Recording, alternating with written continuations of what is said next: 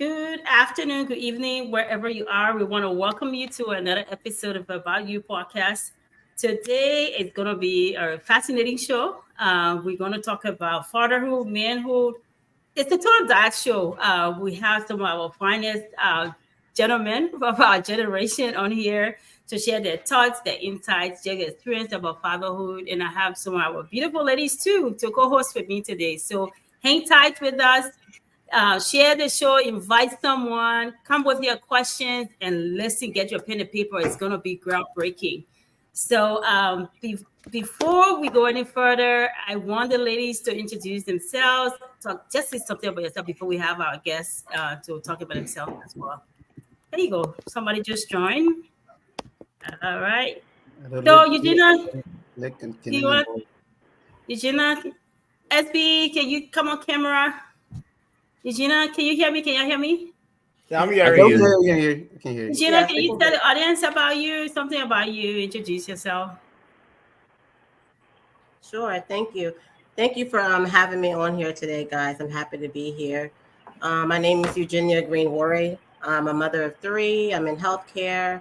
I'm an entrepreneur. I love all things Liberia. I love talking about things that impact our community. So I'm happy to be here for this discussion today.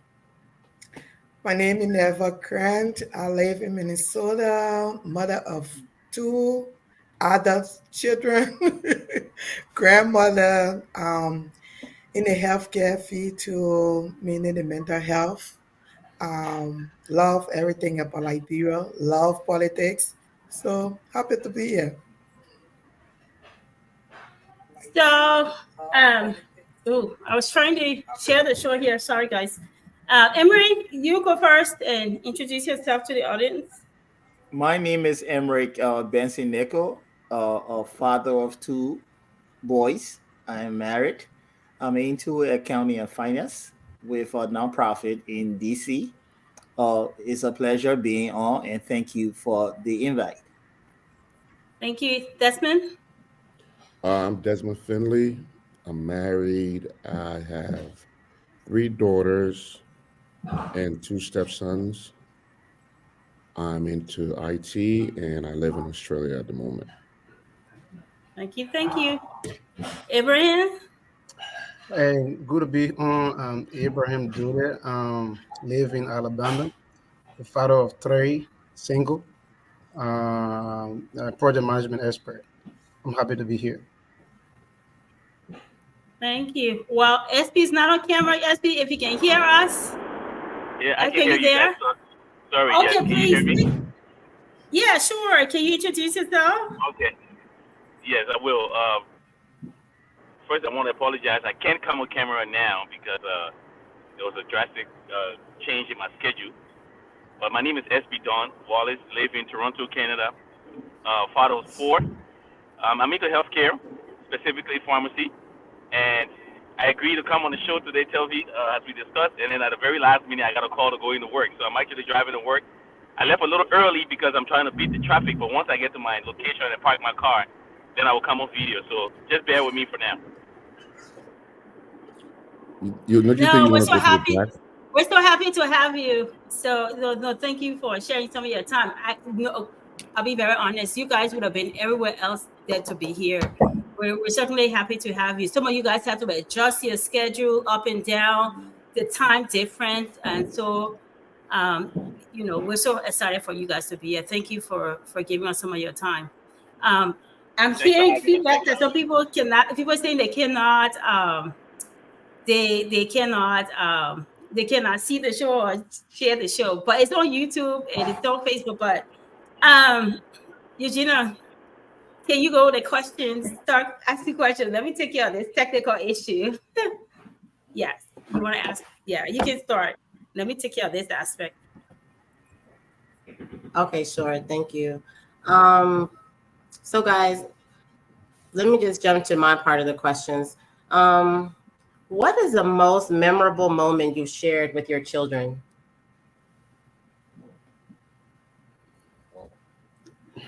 Anyone can start, but okay, maybe we can just start from the top. Emric, you go ahead. first of all, I have a son I have two sons. Well, one is an athlete. Uh, the travels, moving around from one state to the other, I think it created this special moment between he and myself. Uh, I will say this right. A lot of times we don't appreciate the knowledge of our children until we really get very intimate with them to understand those things, especially playing sports. Uh, Knowing the adversities he's going through on the page, that too can translate to his overall his life as to how to overcome some obstacles. So we get into it after a game, and we talk, and like that.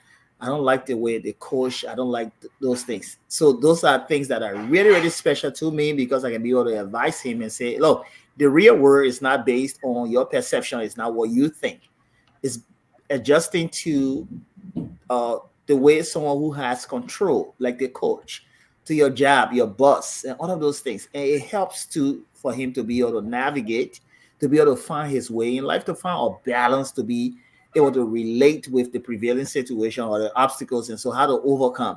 So it's more of being steadfast, being focused, and Okay. know the objective of what they want, what the coach wants, and so that those are the special moments that I see with my son that we all share and we talk about, and then he's able to overcome and he's able to adjust and adapt to the different things that are happening around him.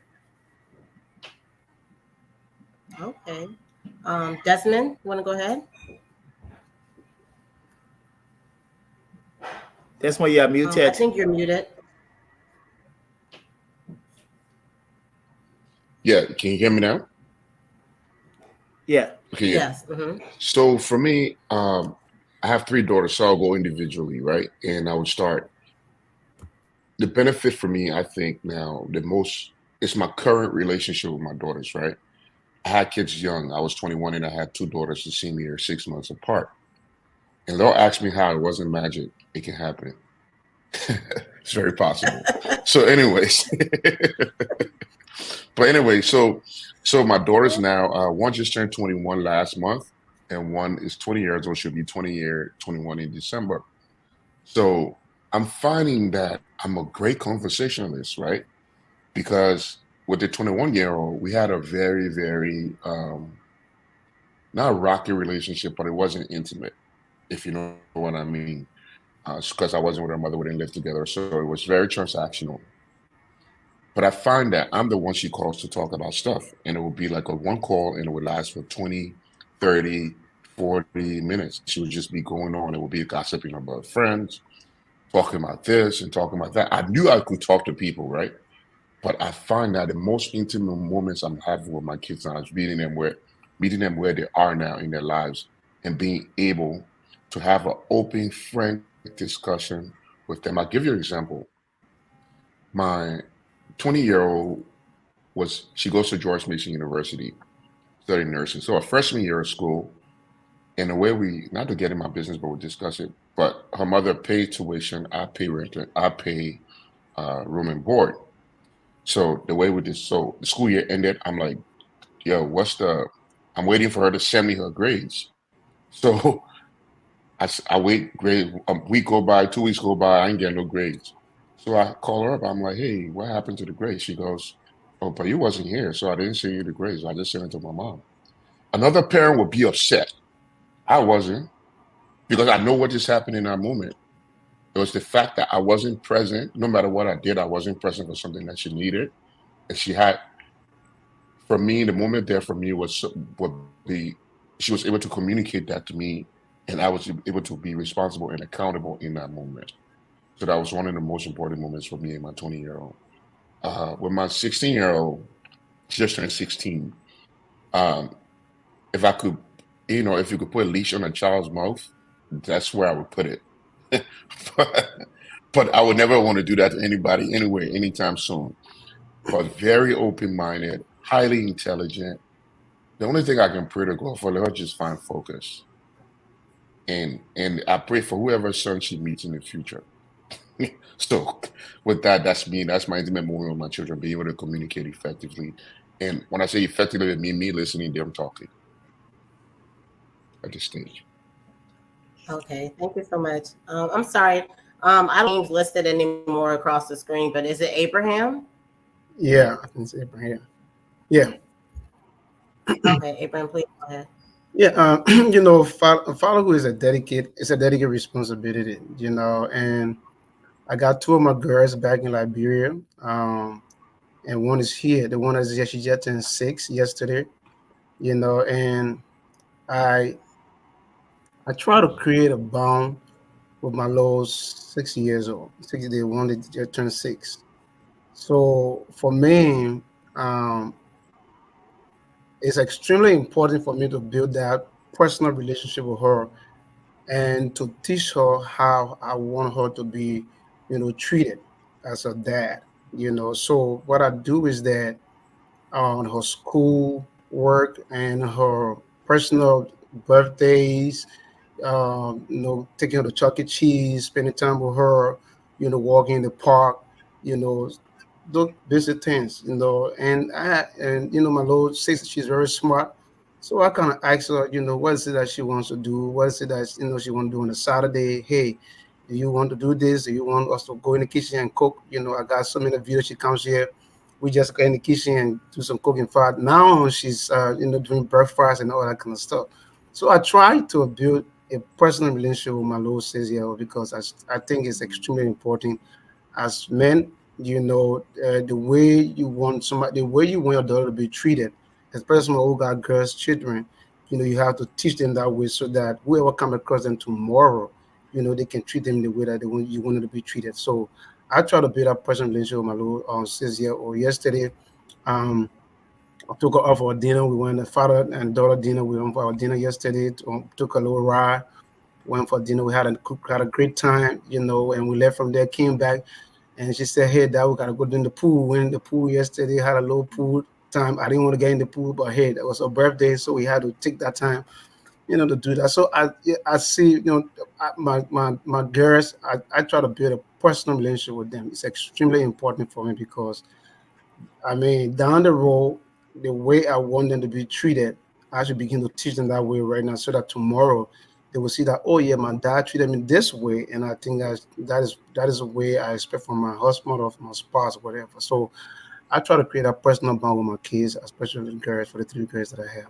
So yeah, especially for the birthday yesterday was a good experience. We had a dinner and we had hang out, did a lot of stuff together, and so forth. So that was great. Yeah. Oh, that's great. Those are some excellent examples you guys gave. Thank you. SB, you forgot SB Yeah, I'm Oh, here. Thanks. SB, I'm so sorry. I can't see you. because he's not on SB, video. No, it's okay. what It's are some okay. Thank memorable you. moments? Listen, I have so many, so many. I can piggyback off everything that these guys have said, but I just want to say, fatherhood is not a part-time thing. It's either you're fully committed or you're not. You can't be in between, right? So for me, I have four, three girls and a boy, and my oldest is going to be 13 in October. My second oldest will be turning 11, actually this Saturday, and both of them are very active, right? My oldest, she's a gymnast, and she's also a swimmer, and then my second one, she's in the cheerleading and dance. The other two, they're still young. For my oldest, I was very concerned when I got divorced, that I wasn't going to have that same type of relationship I had with them now that I was going to be separated from them. That was one of the biggest concern of mine. But as God would have it, and time went by, we were able to, fix some issues. Um, I'm still able to maintain, that bond that I had with them, even though they live about an hour away from me. Whenever they have, dance recital or a gym competition, coming up, the first thing they would do, they would call me, Daddy, you gonna be there? And because I work nights full time and I also work part time in the day, I would make sure I reschedule my work schedule, make the necessary adjustments, and then I'll be there. So sometimes I finish a 12-hour shift at night, and I'm in Hamilton at 9 a.m. for the next 5 hours, because sometimes you don't know when their time will come for them to be on stage. But after their competition, what I really like the most is just that excitement on their faces when they come off stage and they see that I made it. Sometimes to mess with them, I'll tell them, "Oh, Daddy can make it. I'm working. I'm gonna be too busy." You know what I mean? And when I get there, I'm in the audience. I try to get there as early as I can so I can get a seat front row. And when they walk on stage and they see me, they're excited. Just having that excitement in their face. Whenever I have them on the weekend or on holidays or for the birthday, I still try to do the things that we used to do when we all lived together. So I like to cook. I consider myself a decent guy, cook in the kitchen. So we get in the kitchen, we cook. I get them to do little things, cut the onions and learn how to blend, different vegetables and stuff like that. They love doing those things with me. My oldest one now, one of the things she's been requesting now is that she wants to come to the gym with me because she knows that I'm active, into fitness and stuff like that. So, I just, there's so many different moments. I take a road trip with them. The other time I took a road trip down to Delaware, so I had my second one with me. We went for a road trip and she just had a ball. It was an 8-hour drive, but she loved it. As far as my two youngest are concerned, my memorable moments with them would be just when they were born. Just being there, them seeing me, knowing who I am, and and we share that special bond. And I make sure that I talk to these kids every single day. Not a day that goes by they don't see me. That's something that is on my daily schedule. I have to see them every day. They have to see my face. They have to hear my voice. I want to know what they're doing, how they're feeling, what they have for breakfast. So it's an ongoing bond and a relationship that you have to build with your kids. And I look forward to the challenge every day. It's not easy, don't get me wrong, but at the end of the day, the gratifying thing about it is when these kids say hello, Daddy, or how you doing, Daddy, or even when you're tired and they see that you're tired and they ask you, Daddy, are you okay? Little things like that. It gives you light, it gives you spirit. And like my friend Dota said, I have girls too, and I always try to treat them, the way I want them to expect, themselves to be treated. So I just try to do the best I can every day, and that's about it.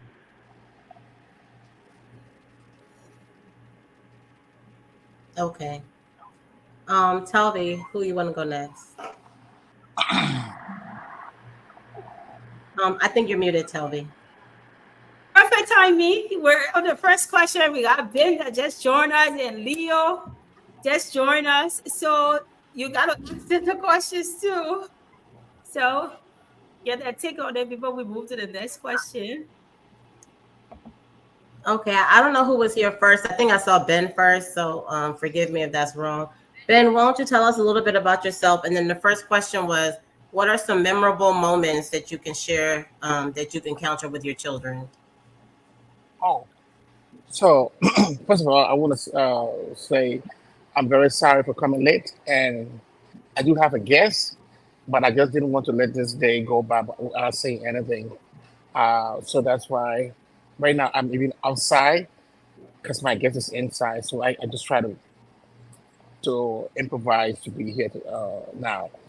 Well, for me, when it comes to fatherhood, it's a complete strength issue because I have two kids, none of whom I have had any personal relationship with. When I'm saying personal, that means that having to be there. The financial aspect, yes, I'm doing very well on that end. And as an African father, the way how I deal with my son is it's just the same way how my father dealt with me. But sometimes I feel a little bit of a disconnect because of the way how the things that I've learned here now, and knowing that some of the things that the way how my father brought me up is completely different. So sometimes I'm confused. Like, should I go by my father method, or should I go with the things that I've learned over the years? So it's still a learning process that I have these two walls um, that when I'm dealing with my son. I mean, my son, he's 24 years old, but he still acts like a young man. You know how boys are in Liberia. They usually develop very late. I mean, late. Probably some of them is like 27 to 30 years old before they start to show. So he still looks up to me for everything. So yeah, I mean that's what I would say for now, and leave it there. All right. Thank you, Ben. Hi, Leo. Can you do the same? Can you introduce yourself and then tell us a little bit about yourself? And the question was, what is a memorable moment that you can share that you've encountered with your children? Yeah, thank you. Can everybody hear me? Yeah. Yes, Leah. Yeah, thank you. My Yes. name is Leo Napolo Johnson, and thanks for joining, for letting me in. I know I came late. It's crazy. We are talking about children. My son made me late because his game was supposed to end earlier and it went later. So I found myself. So I just decided to stay here in the car and be able to do it because I wouldn't be driving. And thanks to Telv, to you, Eugenia, everyone for organizing such an important conversation. Um, I mean, Leo Johnson here. I live in Canada. I'm back and forth on the continent and Canada. My background by academic study is economics and political science, but by profession, it's many other things that I do as a community developer, as a community organizer in a non-for-profit setting. When it comes to memorable time with my children, I would really like to cite one with my son. My first son, who's now 16, he just turned 16 in June. I remember my quest for wanting my children to have an understanding of where their dad has come from as a person and their mom has come from as a person, to be able to appreciate, have a sense of appreciation for it, despite the fact that their life might be better than what it was. Made me take my son to Liberia at the age of 2.5. My wife fought me over it. I managed to have convinced her to allow me to do that. And we both traveled together as two gentlemen, went to Liberia. We were there for 2 months and a half. And my son got so sick, Um, and I couldn't tell his mom, right? The dynamics of it. And I remember things running through my mind as to, is it really worth it? What am I trying to give my son? Because in those moments, you are second guessing yourself and second guessing all of the decisions that you made. Fortunately for me, he was able to recover while we were there. My mom is a nurse, so did her extreme best. And he recovered and got back to 100% health before we actually came back. Looking back at it now, that was one of the best moments for me because it brought me to full maturity as a father, to have been able to watch those moments and realize that even when we try to give our children the best at times, there is a dichotomy of giving the best and dealing with the worst at the same time because of some of the consequences that arise as a result of it. And since then, I've committed that all of my kids, we just came back from Liberia in February, all three of them, because if we just take into consideration only the challenges and the risk involved, then we would keep our children away from so many things. So sometimes, how do you calculate the risks? Take it in a safe way. I'm not saying anybody should be reckless with your child, but calculate it and see how safe you can make it. But that was the best for me. There was something special my son now holds to Liberia. And at 16, he wanted to go back and do a basketball camp for kids. So we went back in February and he was able to actually do that. So I guess exposing my son to who I am and what I am, he doesn't need to follow it, but just being able to let him experience it and have an appreciation of it for me. Those were some of the best moments.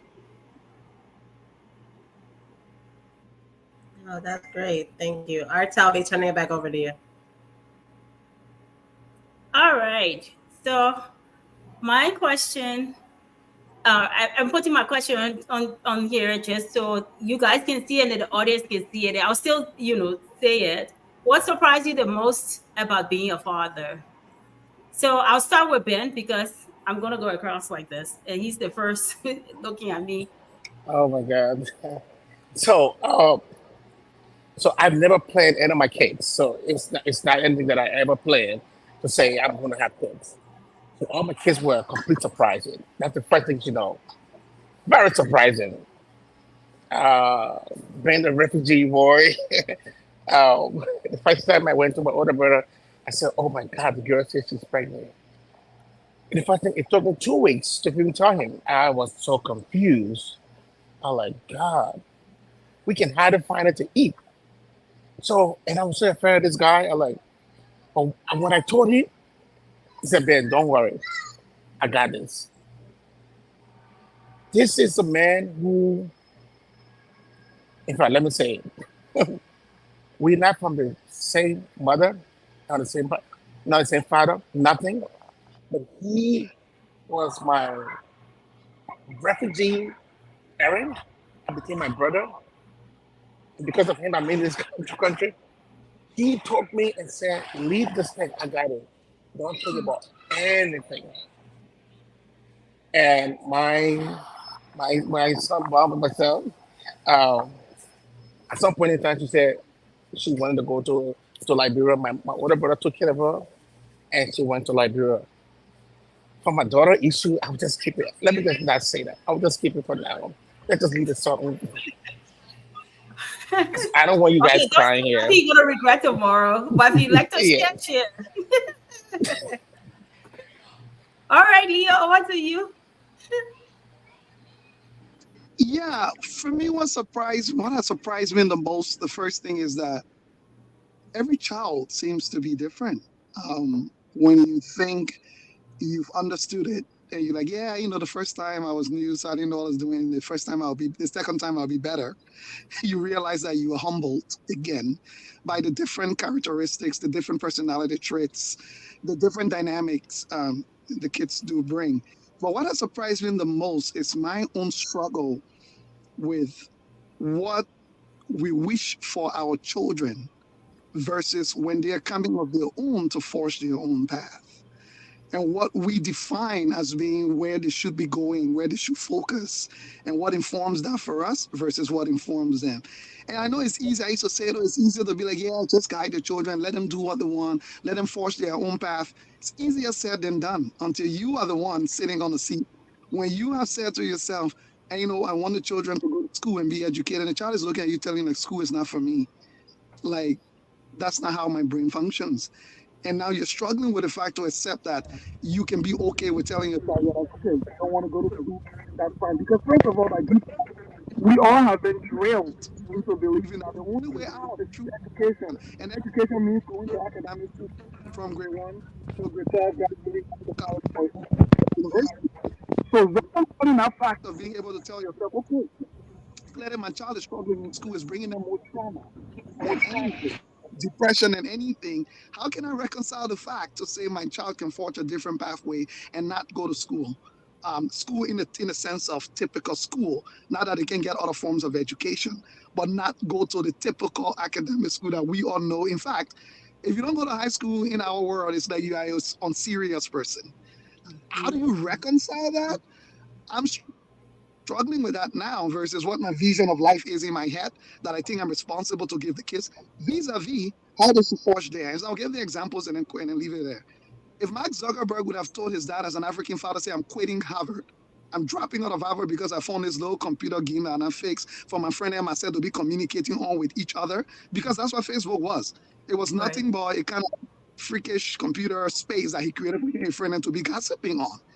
Imagine coming to your African father and telling them that kind of crap that you're dropping out of Harvard after they pay your school fees in second year to try and make Facebook a thing that will work. That would be difficult. And I guess that's how I can describe what my greatest surprise has been. The struggle, despite everything I know and I've been exposed to, I still struggle with it, even sometimes when I have to make those decisions. Mm. Thank you for sharing, Leo. Over to you, SB.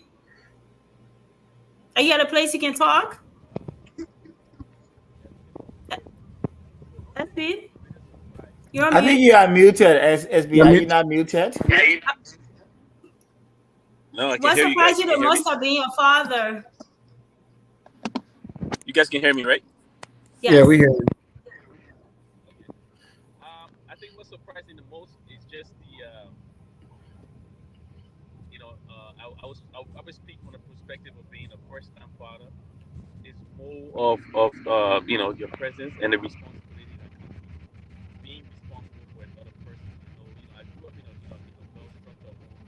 Mom and dad was always there, and our dad was always doing what he had to do to take care of us. But just being in that role and knowing that it's not a child's game and there's no joke, and that you're actually responsible for someone's life, every aspect of that person's life.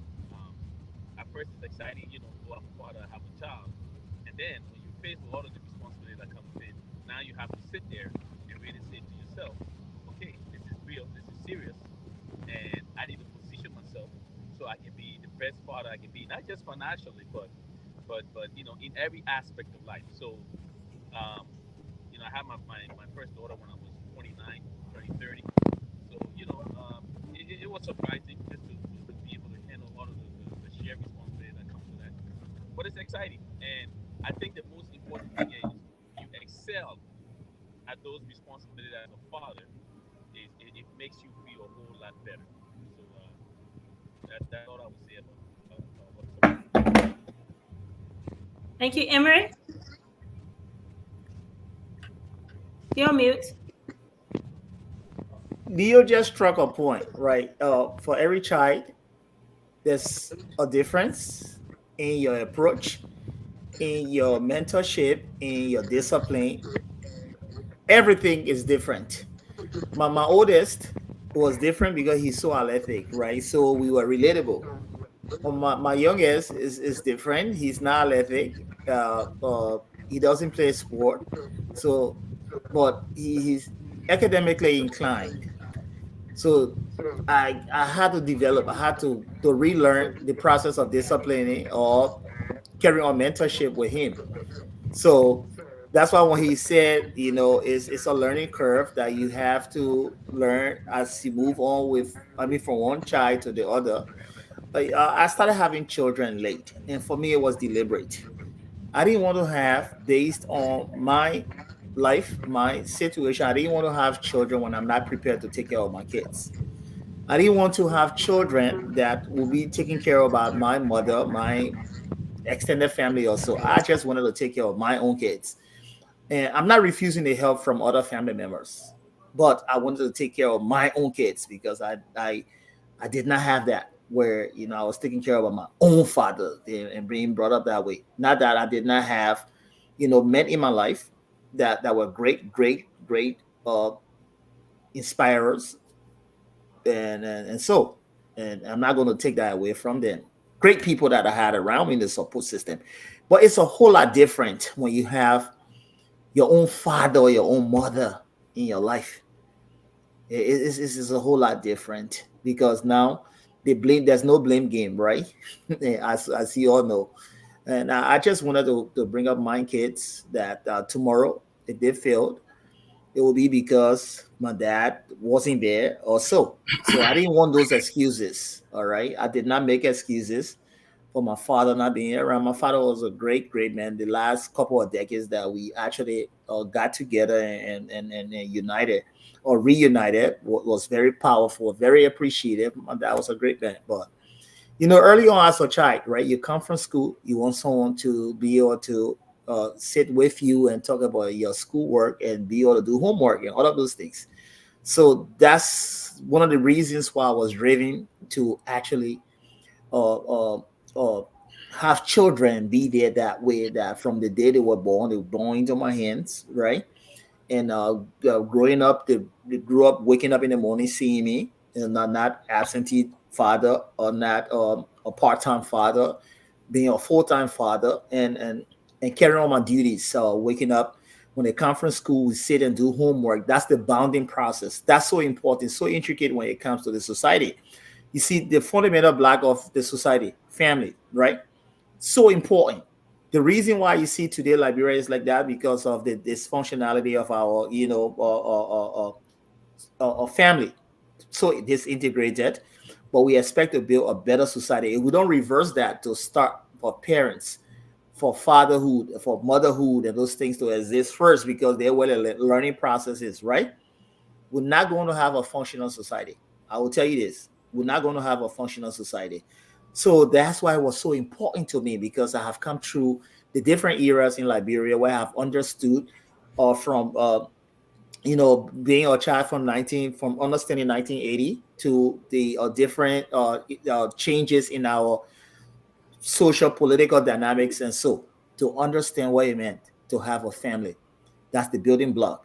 When you see the nucleus of the society, the family, we are the product of the society. The family is the product of the society. Everything we breed into our children, those are the things that we out there in the society, those are the things that we actually. So my kids, it was deliberate when I wanted to have kids. I'm not going to take away from people that were not prepared, but for me, it was deliberate. I didn't want to have children if I cannot be able to play the father the role. I did not want to, so it was deliberate, and I thank God that God was able to really, really lead me that way to have children when I wanted to at the time, because uh, to be capable of having children at the same time having children that you are not capable of, training or being a role model or trying to inspire them, it's a whole different thing.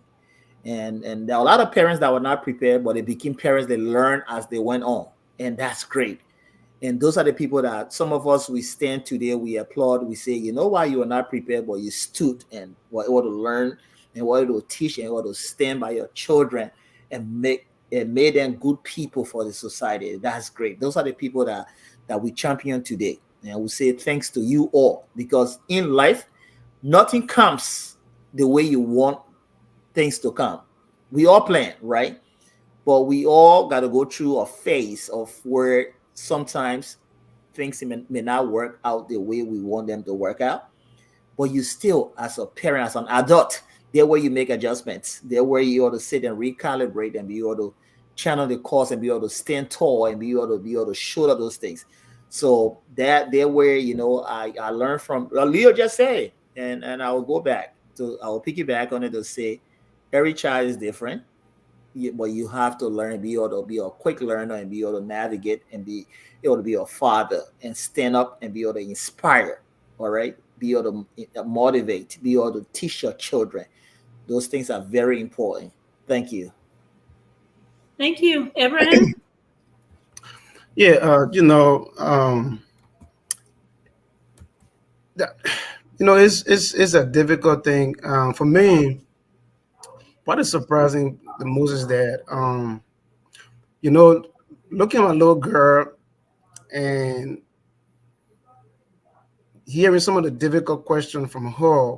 My ex and I, separated. My daughter would come to me and say, Daddy, why are you here? Why are you here? Mommy is over there, and asking all the hard questions, right? And I have to respond to, she just 5 and she just in 6, right? I have to respond to some of the hard questions. Like her birthday just yesterday, I took her, I had everything laid out. And usually I would take her on Saturday to do her nails, to do her feet and stuff like that. So when I took her to do her feet yesterday, the nails in her feet yesterday, she said, Daddy, why mommy didn't come with us? I'm like, mommy busy with other things, because I don't want to. I try to not, she's little. I try to not have that conversation with her, and so to not get her too emotional about some of the things. But she sees it, but I don't want. I'm kind of holding back because I don't want to have the conversation with her. And every time she will come up with something, and she's very very smart, so she will come up with these different questions. Kind of we lay on the bed and having fun, or we go to the park or go to the water park, and she asking all these difficult questions, and I'm asking myself, like, how do I respond to her? This make fatherhood extremely difficult, and surprising. How do I respond to this kid right here, and she wants to know what's going on with dad and mom is on the other side, dad is on the other side, what's going on? But then the balance in terms of how I, treat her, how I take care of her as a dad, and not worry about, what's going on between mom and dad and stuff like that, or what has happened, So I try to balance it out, but it's kind of surprising and difficult at the same time to kind of balance it out. So I try to navigate the two to say, Mama, you know what, Daddy got you, Mommy got you, Mommy did the hair, right? Yeah, she did the hair, So I'm responsible for the nails and the feet and stuff like that.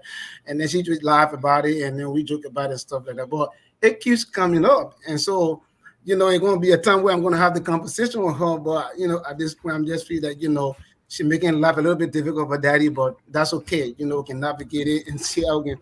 So these are some of the surprising moments for my little girl, and the question keeps coming up all the time. Even when I change my car, I say, but daddy, mommy got another car. Can you give her the other car? I'm like, Mommy gonna be okay. Mommy, she's all right. If she want to catch, I just try to find a way to just skip some of the hard questions she be trying to put forward. But they're kids, and they're not gonna They're dwell with curious. right.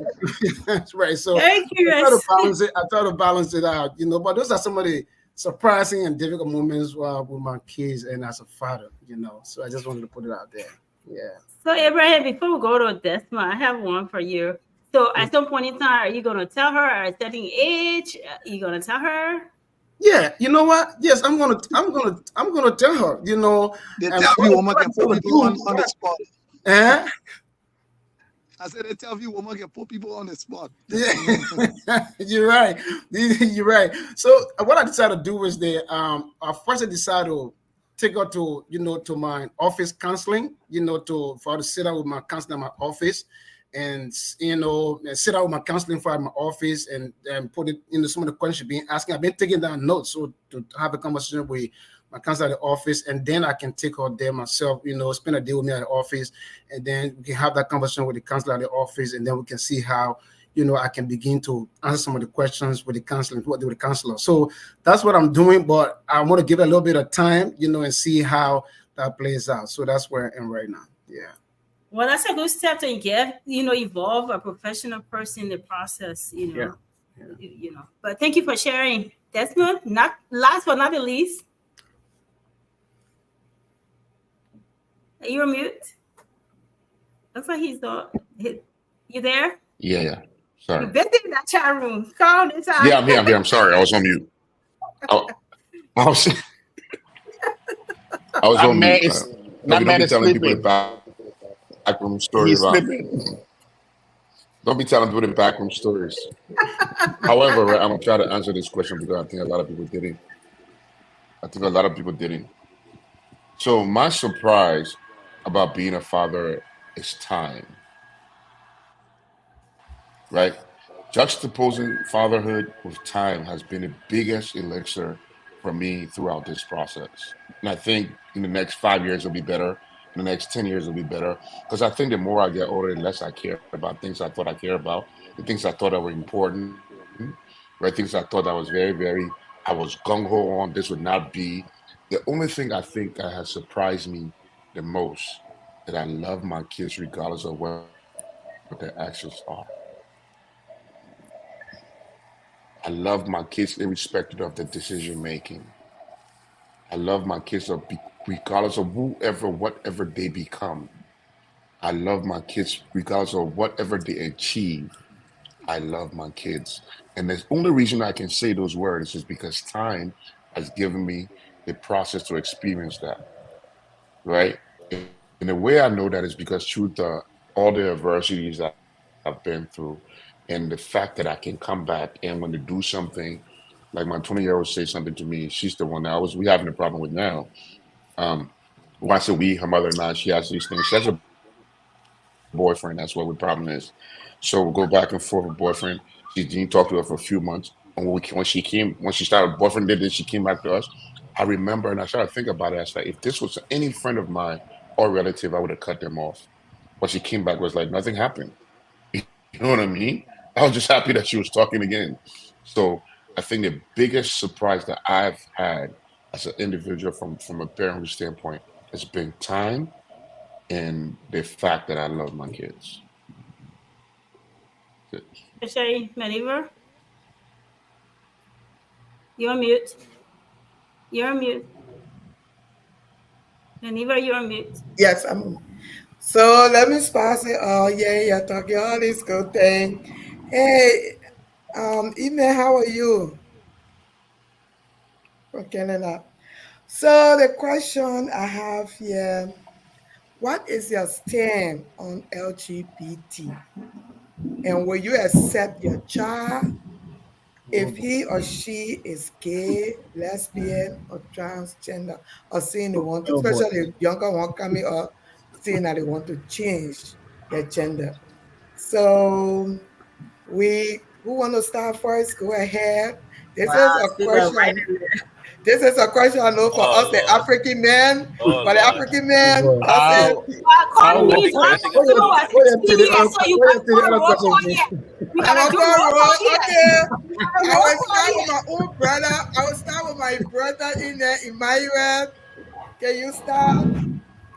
No, Hey, that's Emmanuel Leo, is not Leo, here. Leo, Leo. Leo, Leo, I'm not Leo. talking you. about Leo. Leah, Leo. So Leah, so you need Leo, money can too? you everybody having to identify Leo.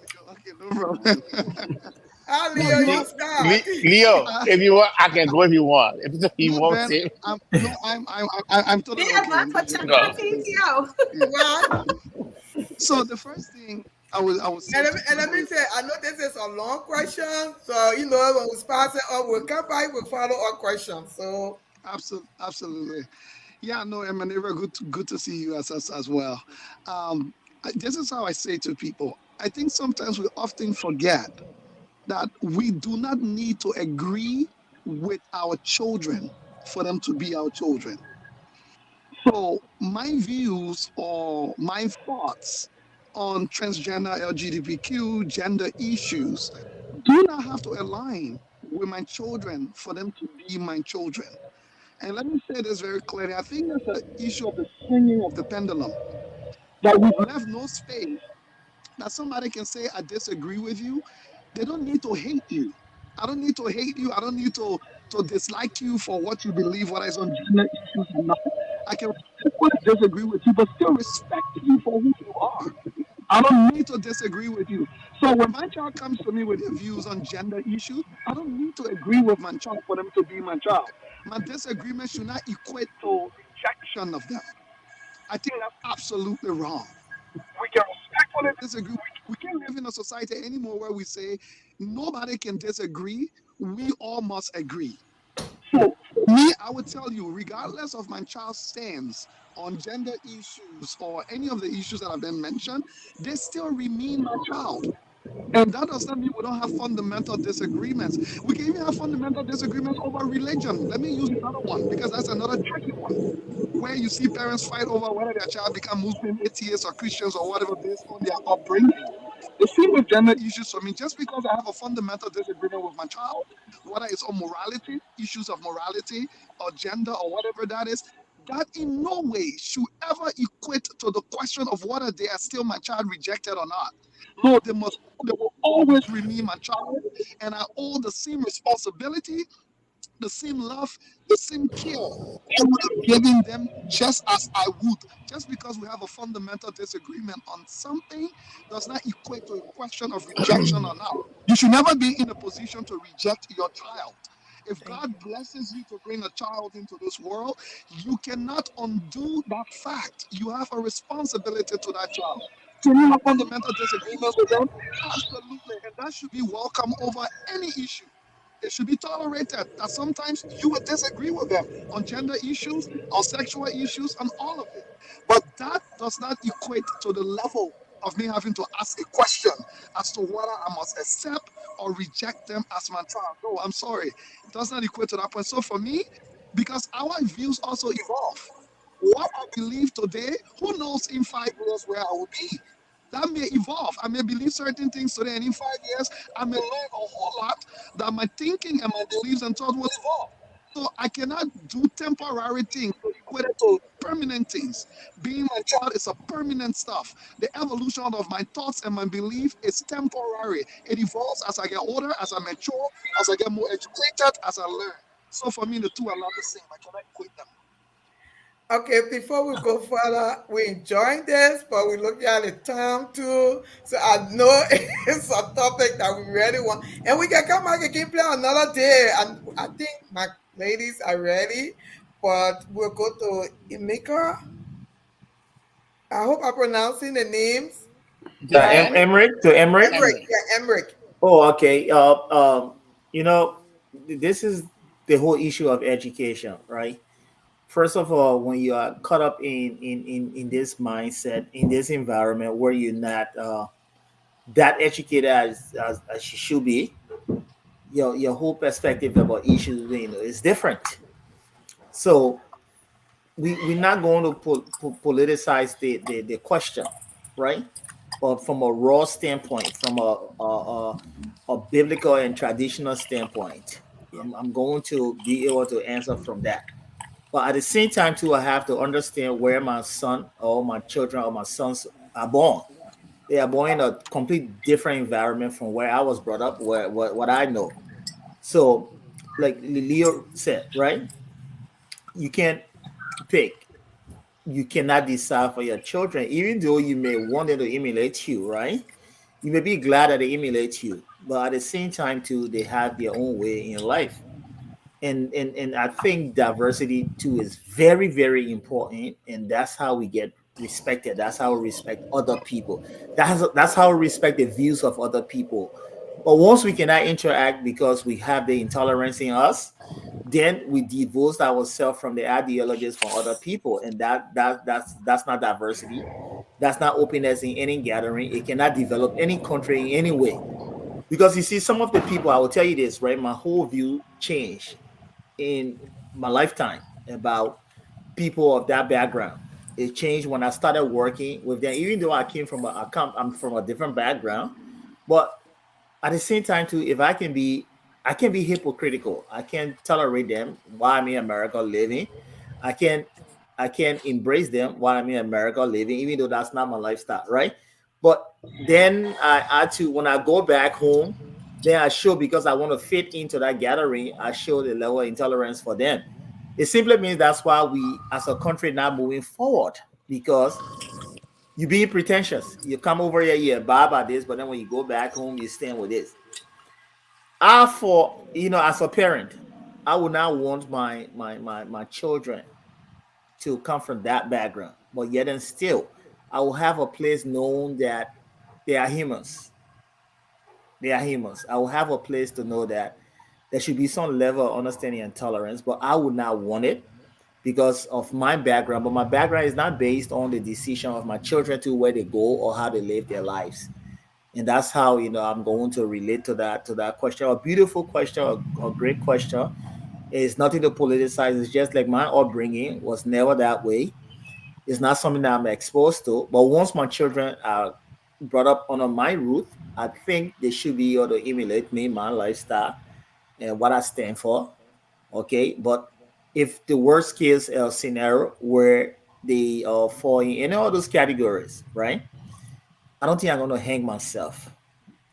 I don't think I'm going to say I'm going to reject them. The fact that once they're born, they are born of me. That's a fact that you can never, never alter. I don't care what you can never alter. It's established and it's done. So thanks, Minerva, for that question. A very brilliant question. I will tell you this. Thank you. Very, very tricky. Very brilliant.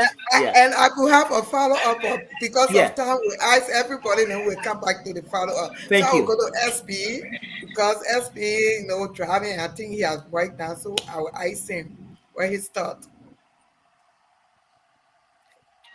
Yes, SB, you guys can hear me? yeah, we Yeah. hear you. Yeah. Great. I think it's a great question. It's a sensitive question, if I may add, but I will say this. I will answer the question based on principle, and I don't want, you know, the principles to be uh, equated to hate or dislike. Um, as parents, it's our responsibility to always be open to choices that our children may make. Some of them we may like, and some of them we may not like. Like Leo said, one of my responsibilities as a parent is not to be a friend to my kids. I love them. I share laughter with them. We play, we joke, but the foundation is that I'm the parent, and it's my responsibility to always share light on things, educate them, and give them some of our fundamentals as individuals. When we were growing up, and then hope that they will make a better decision based off of that. You know, we live in a society now where things are different.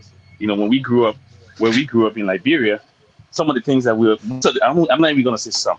I'm going to say most of the things that we are exposed to now, we didn't get to see, those things growing up. And I think it has become more challenging for our children to live in the society that we live in today because there's so much confusion. So just to be direct to the question, I think my responsibility first and foremost is I pray to God to ask him that, my children will follow the same footstep as my parents and myself, right? And what I believe in from a principle standpoint. But also if I were faced with a situation where, certain decision doesn't align with my principles, I have to sit down with my kids and have a conversation with them. Let them know how I feel about it and how the war may perceive them to be and some of the challenges that they may face. Um,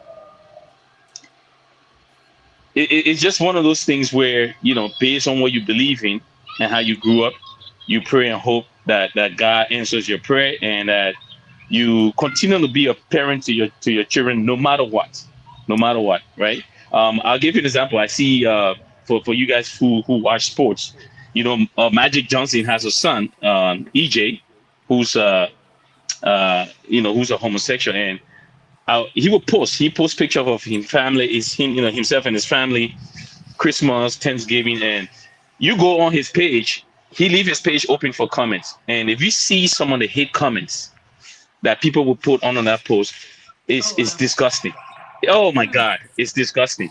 And the reason why I go on and to read those comments is because it teaches me a lesson. It teaches me a lesson that when you face with these type of adversity as a parent, what do you do? What is your role to continue to be that protector to your children or to your child? So I go on and I read those comments and I say to myself, why some of us may not want our kids to have a certain type of lifestyle if we were faced with these things, how do you handle it? So I go on there, and even the same thing with Dwayne Wade. Dwayne Wade has a Yes. daughter, a Yeah. son who is transition. And let me just say something quickly.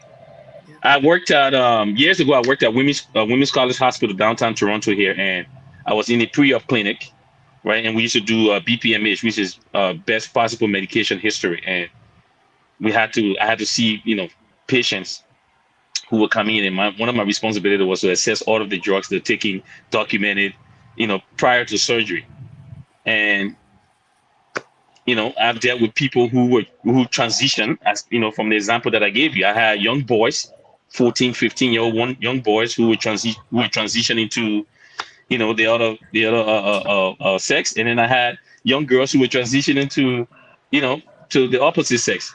And one of the things I learned from that is to not dismiss what you believe in, but to try to be empathetic, putting yourself in someone else's shoes and just understand. And sometimes you may not understand it. You may not get a direct answer as to why and how, but just understanding that sometimes in life you may not always get what you want, and when you face with adversity, how you handle that adversity and how you handle things that are completely opposite from what you believe in would determine the type of relationship you will have with people. So for me, again, like I said, first and foremost, I pray to God that my kids will follow the same principle that I have growing up as a man. And if I were faced with certain situation, I pray to always be a great parent first, and you never know how those conversations would go and what would be the conclusion, but you try to use all your experiences and things that you've been exposed to help your children. So that would just be my answer on that. Thank you. All right. Neil, you're on mute. You unmute. Thank you, I such am an awesome. sorry. Please I let am me so go. sorry. Please let me go. Ben wants to talk. I know.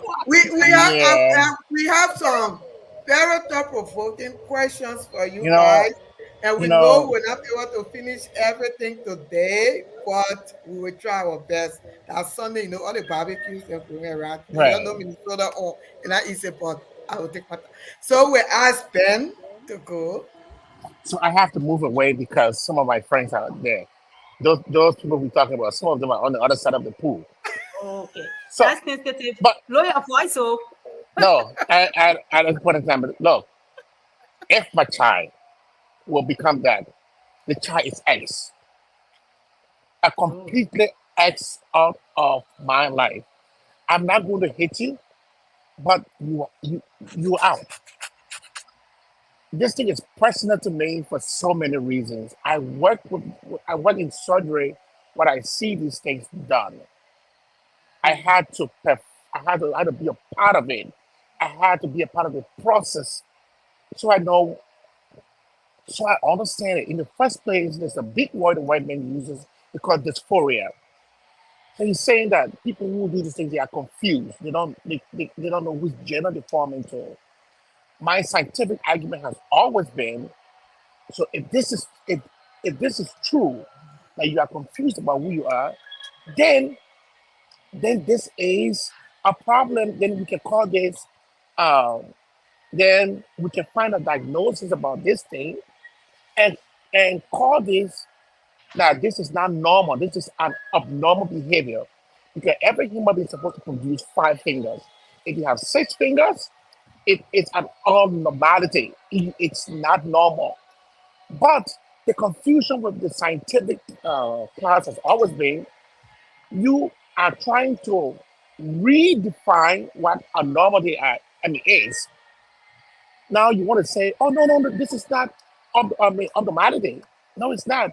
It is okay because someone says they are. In the first thing, Proverbs 22:6, as a Christian, it says, train a child in the way you want him to grow, so that when he's older, he will not depart from it. I am a believing Christian, and I believe in that Bible verse so dearly to say that I started my kids out and tell you, hey, this is who you are, and this is what you want to be. I no, my father brought me up. I was supposed to be the doctor in the family. Unfortunately, the Civil War came. It didn't work. It didn't happen. The first time when I came to America and I told my father I was going to school for nursing, this man almost fainted. He's almost fainted. He was like, "What the? Like you? No way. You can't do that woman thing. What nurse? No, you can't do it." It took it took me time to convince my father. Somebody can say the same to me. It would take you time to convince that child of yours, like the same way how you were able to convince your father. But I bet you it's not going to happen. And with me in my life, no, I can work with So people like that. But if as my child, you hell no. so Thank since you. Ben is And it seems to be, can I and ask a No, follow no, up no, question? Leo, all Leo, right, wait, Leo, Leo, wait.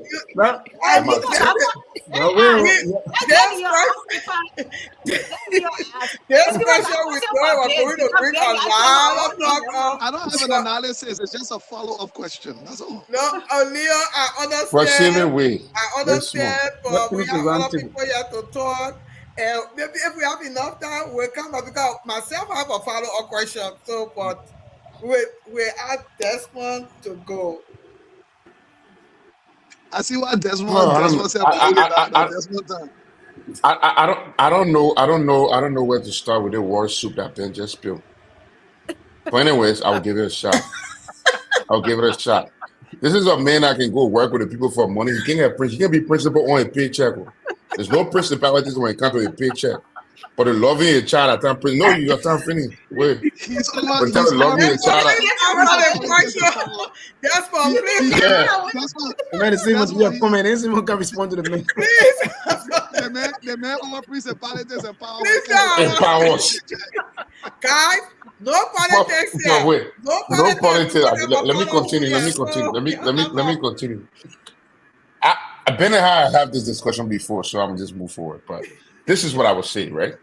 It's the hypocrisy in Liberians. I'm not gonna because I think when we say transgender, transgender, right? I think that's the focus of Ben discussions transgender.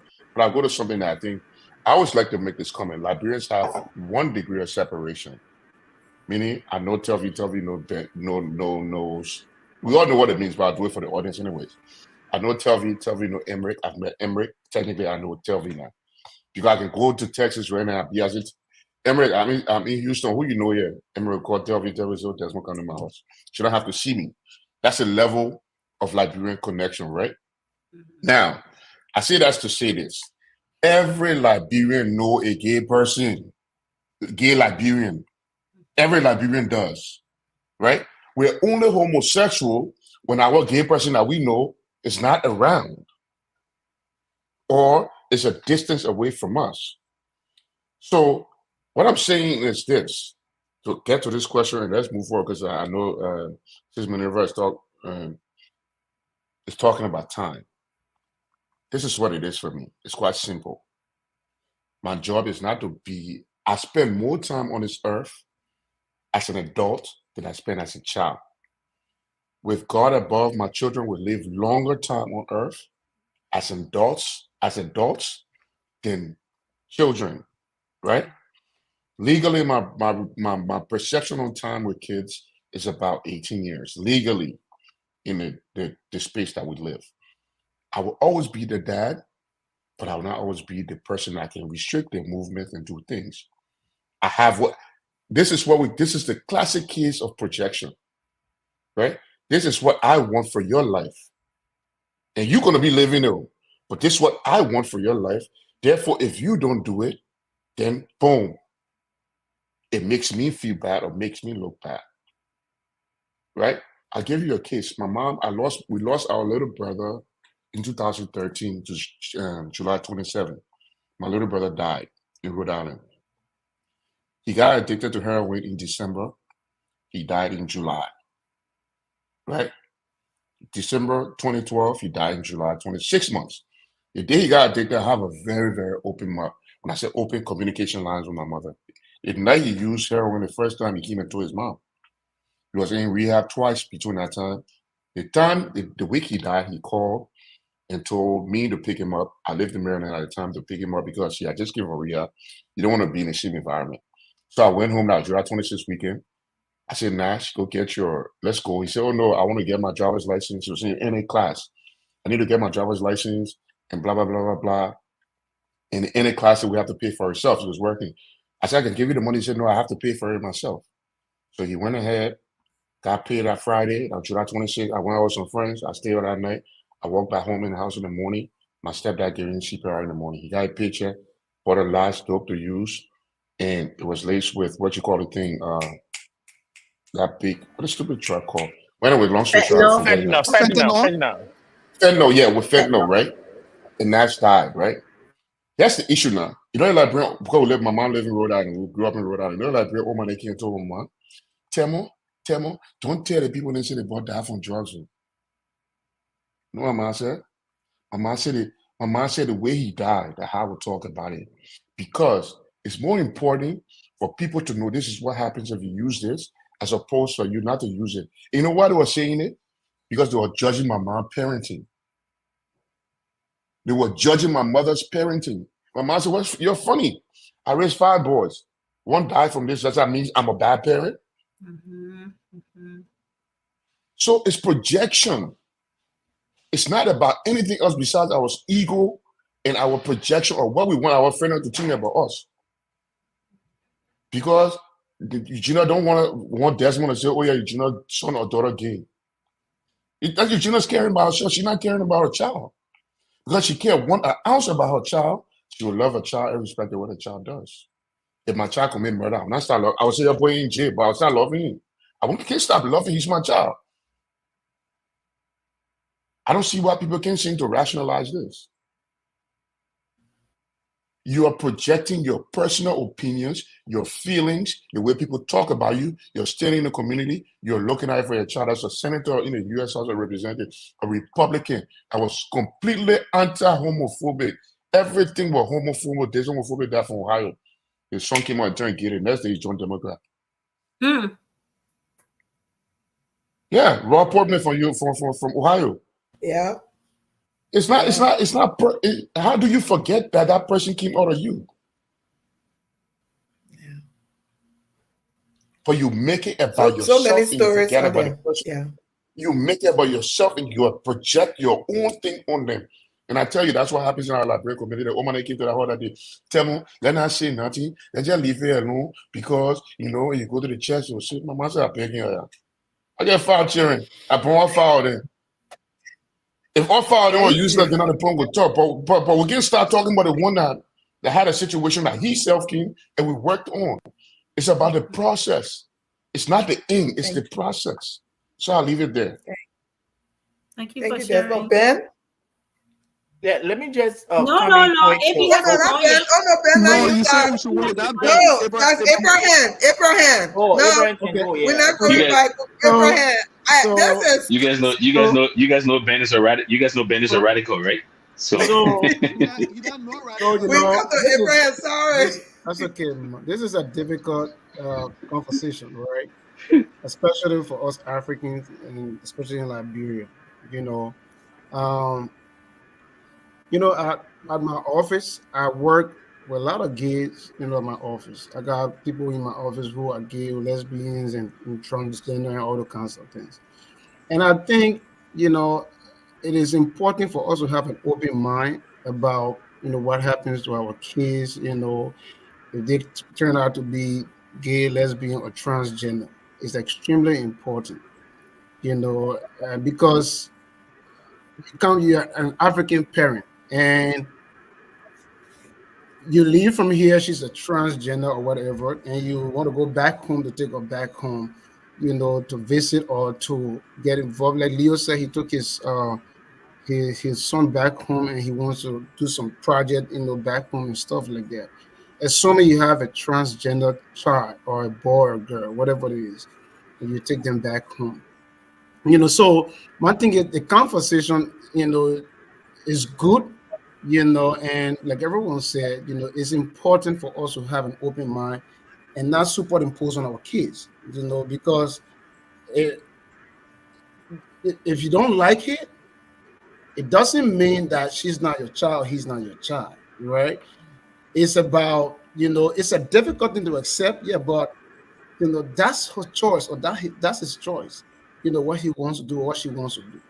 So it's about the acceptance of who she is or who he is, and how you both as a and how you as a parent can be able to accept that in that child, and work with her and work with him, and become accepting instead of beating on her, beating on him, or not accepting her or not accepting him, because the world is evolving. There's a lot of things that's happening, around the world in the world now that we may not accept, but because our kids are involved every single day, they're growing every single day, they are involving every single day.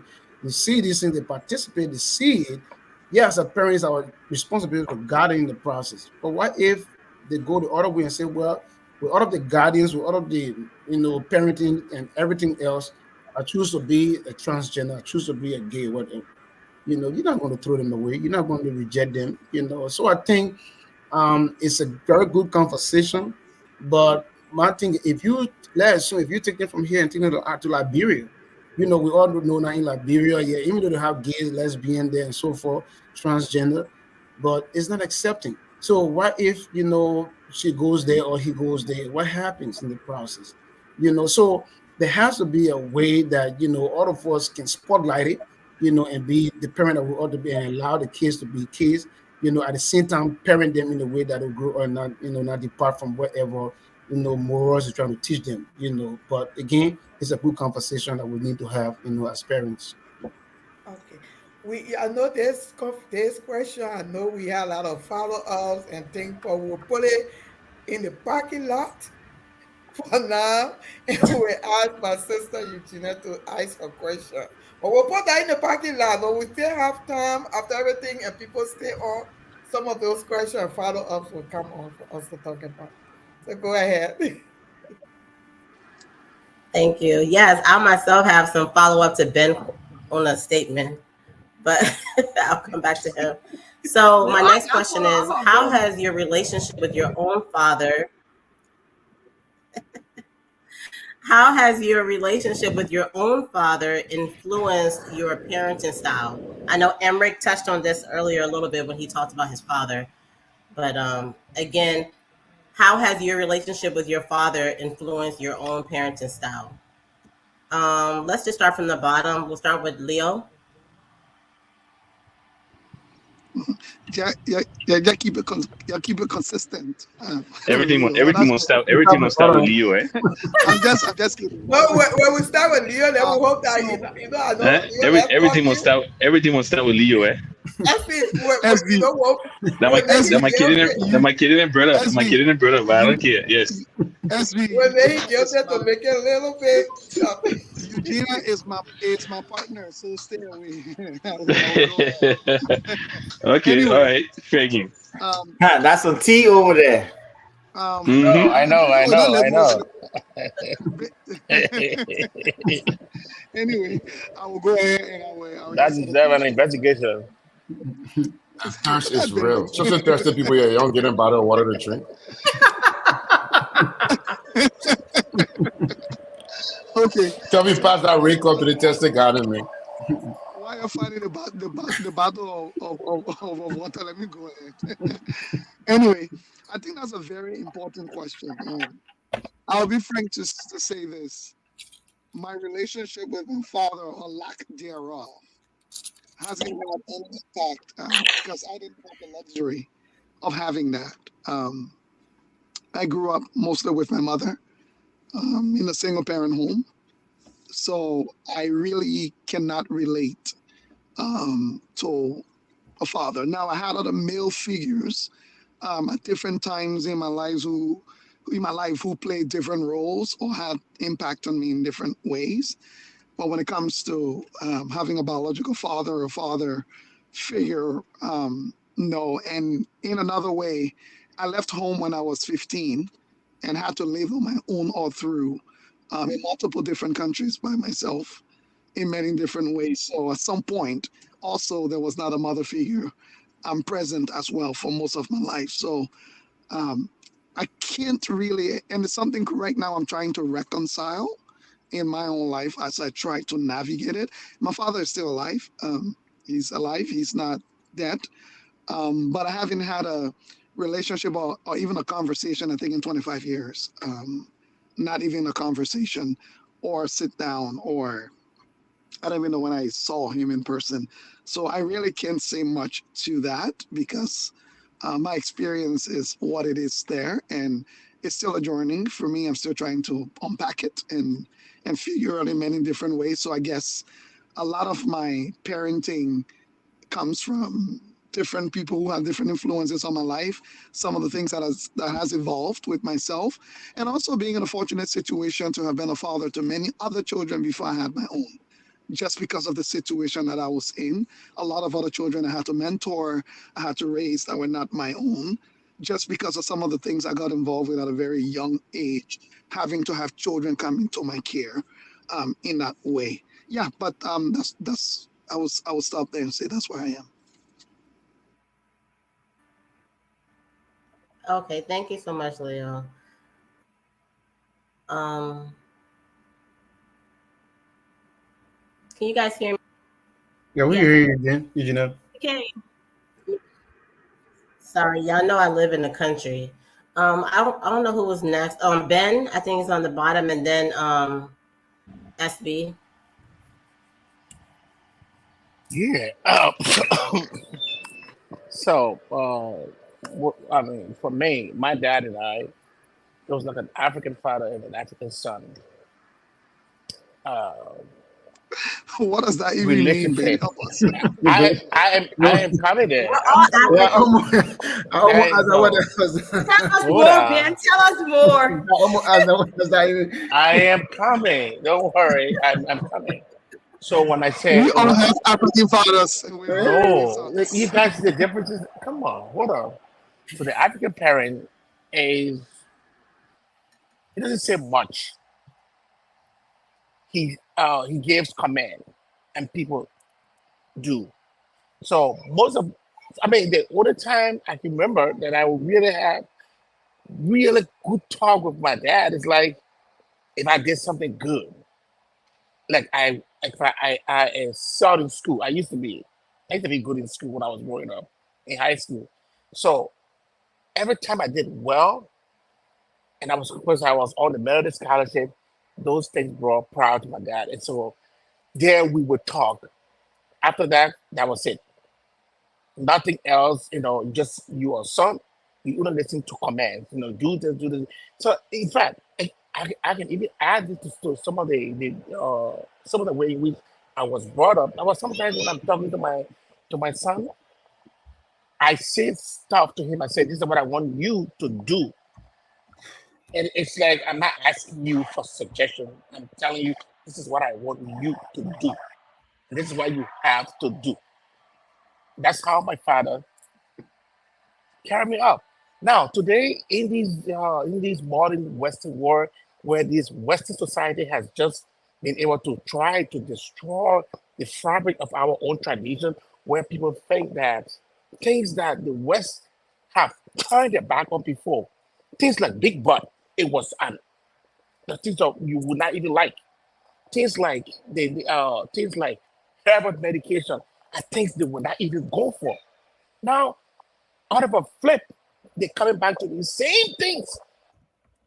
And you want me to forget about the parenting that my dad carried through to take on some laissez-faire attitude with my kid? Hell to the no. The only reason I gave my son one leeway, because every time I send him money to go to computer school, he doesn't want to go to computer school. What you want to do? You want to do nursing. I know the guy doesn't. I know the guy doesn't get it, but and I always tell him, how do you survive in Liberia as a nurse? How do you? You would die. You would die trying, and nothing you want to do. But it's there's someone tells me, oh Ben, that's why he wants to. That's what he like to do. Look, some of the decisions some of us took today is monetary. I'll leave it. I'll leave it there for now. Thank you. Thank you. All right. If we have time in the end, I would like to ask Ben a follow up on that. That African parenting between African father and son, was that love? But we can come back. Think about that, Ben. Because go ahead, SB. I mean, look, I can go on for days talking about my father. Leo here knows my dad very well. Leo met my dad many times, interacted with him. May his soul rest in peace. I lost my dad in 2015 to cancer, but my dad was great, man. Listen, my dad was fantastic. He wasn't a disciplinarian in the home. My mom was, but my dad was very, very, very supportive. He was all of my work ethic, and people always get on my case all the time. They say you worked a lot, you're always working. But my dad was like that. Both of my parents didn't even pass the sixth grade. And they believe in education. And my dad used to work. You guys, those of you who grew up in Morovia, are you aware of a Diana restaurant? You heard of Diana restaurant? Yeah, Desmond, Eric. But my dad used to work. Sorry, Desmond, Just you're heard of muted. I didn't. it.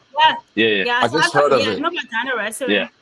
Yep. I think back then it was owned by some Italians, if I'm not mistaken. I may be wrong, but my dad used to work at Diana restaurant. He used to clock in 12 to 16 hours a day just to make sure that we got a better start of life, right? So myself and all of my siblings, we were blessed enough to have a father like that.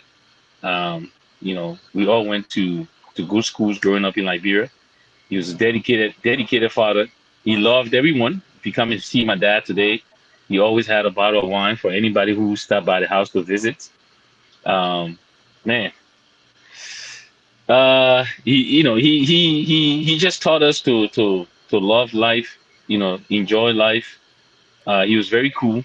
He had no issues with anybody. So anytime you see me acting up on Facebook, it's not from my dad. I think I got that feistiness from my mom. Um, and he was very quiet, but when you get to know him, lovely guy.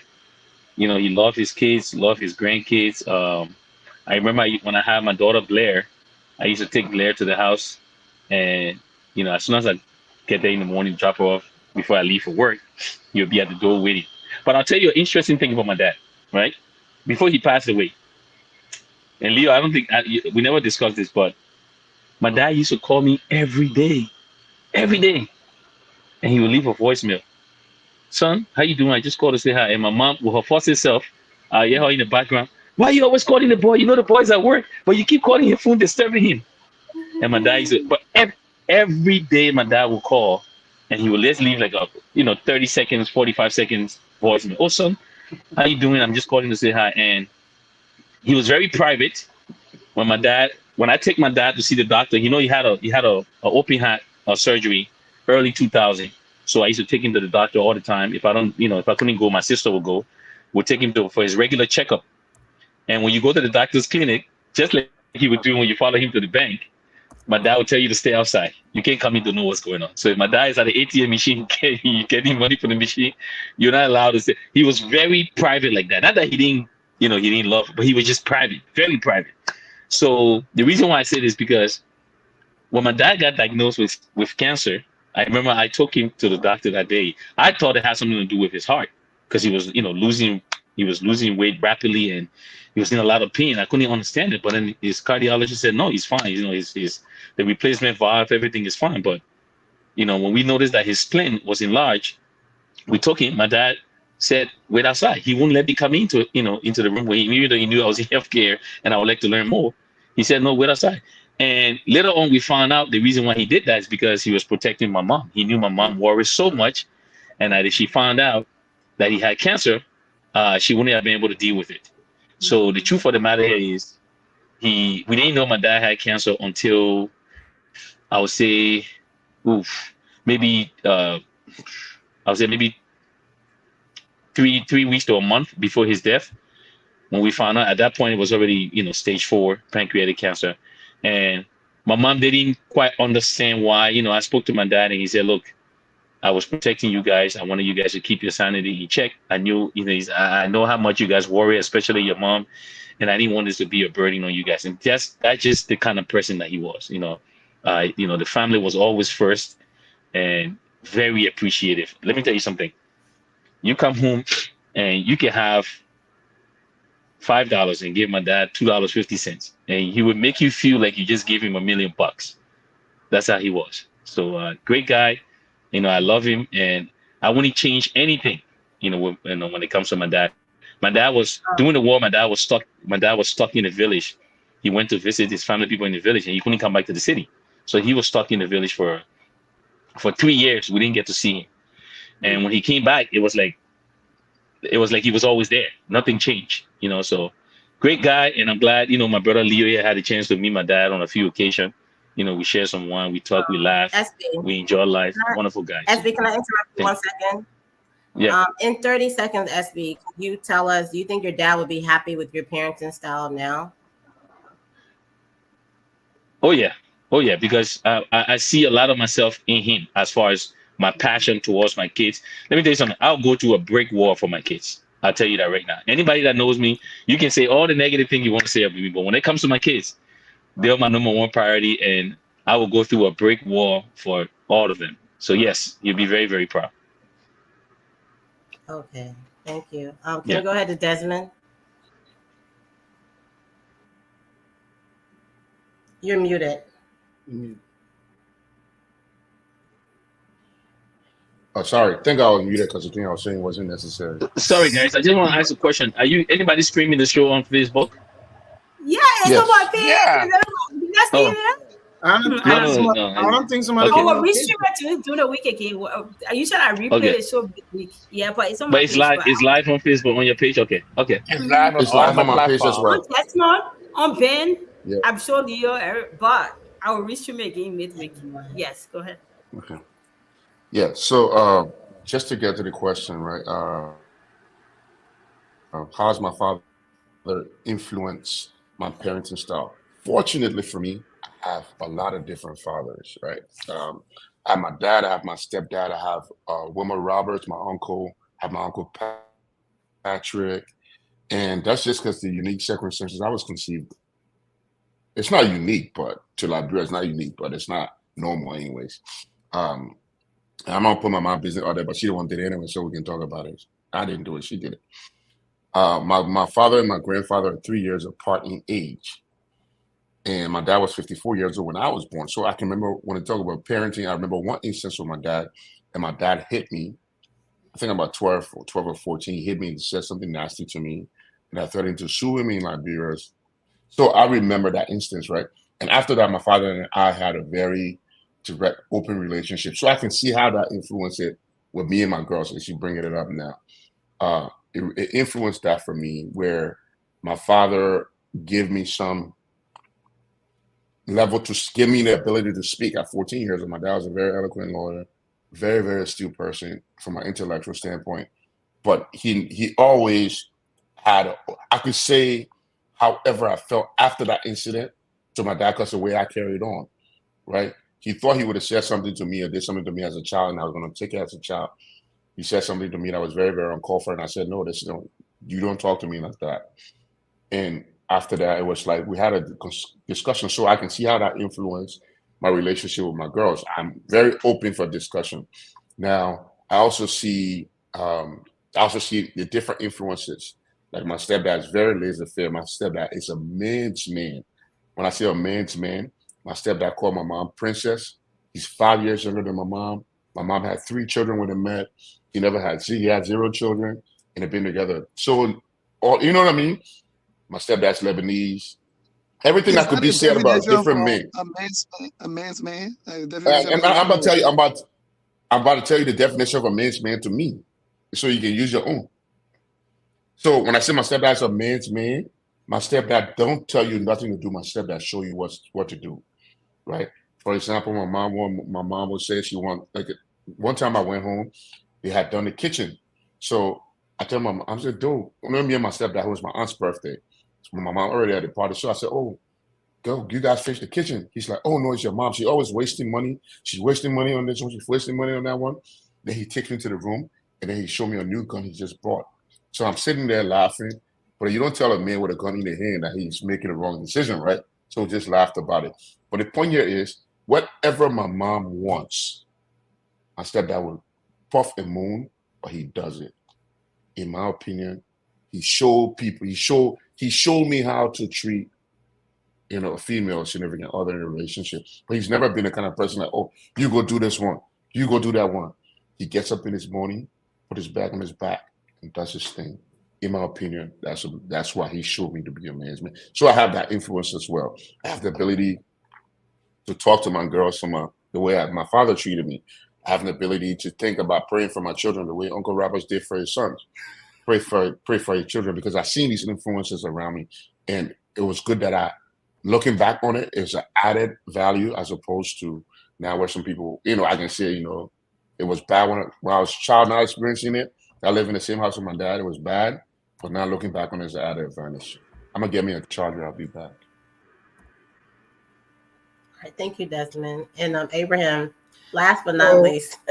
so I want to ask the SB guy. So why he can be posting on Facebook every day? SB, what a I man. just want, I just want Abraham, answer your question. I put He it said he got it for his mom. So for me, no. That he's not doing this. So right. So for me, I never had a relationship with my dad. My biological dad, he was never in my life. He had me and then he left. I mean, with my mom, and my mom was left to struggle. So my mom went and talked to my uncle, and my uncle took me in. So, and I stayed with my uncle for the rest, until I knew myself and, went to college, sent me to college, to school, graduated, and all that kind of stuff. And then in my sophomore year at LU, I think I was on a radio program, King's FM, something like that. And that's when my dad, for the first time, knew he had a son. And I think my little brother took him to the radio station. He went there to wait for me at the radio station. So when I came down from the studio, that's when he knew he had a son. And that was the first time I ever met my dad. And so that broke me, and so we never had a relationship. And then when a few years down after I graduated from LU, and then he took sick, and then I had to take care of him when I moved to Barnaby Estate. I had to take care of him. So we bonded a little bit before I came to the States, and then he passed, and we had to bury him. But uh, with respect to the question, I tried to do it differently because I didn't have a relationship with my dad. So I tried to create the bond with my kids, give them the love that I didn't have. And fortunately for me, when I lived with my uncle, my mom took me to my uncle. He did all he could, so I got most of my love and the affection from my uncle. Of course, he was a disciplinarian, but I got all of some of the upbringing from my parenting from my uncle. And so I try. It was not all easy, but I tried to do it differently. because I had a lot of other folks in my life who taught me good parenting, who helped me along the way, and I thought that there was, I needed to do it differently with my kids, So that's what I tried to do. So I learned some level of parenting from different people, from different parents, from different people. Not from my biological dad, because he was never there. From my uncle who was always there. He taught me some skills. He taught me a lot of different things. So that helped me a lot. To help my kids, to be in my kids' life, and to teach them good parenting, to be there for them as well. So to answer your question, I didn't get it from my dad directly, but yes, I got it from other parents. I got it from my uncle and other people that helped me in my parenting skills as well. So yeah, that's it. Thank you. All right, Telly. Over to me. Thank you guys for sharing. Very I didn't touching know. story. I didn't know if you hold records. Watch her, man, all day. Watch her. Watch her. Now, I'm now why you just. don't go off camera? Now why you don't go Watch off her. camera? We check I see what's TikTok.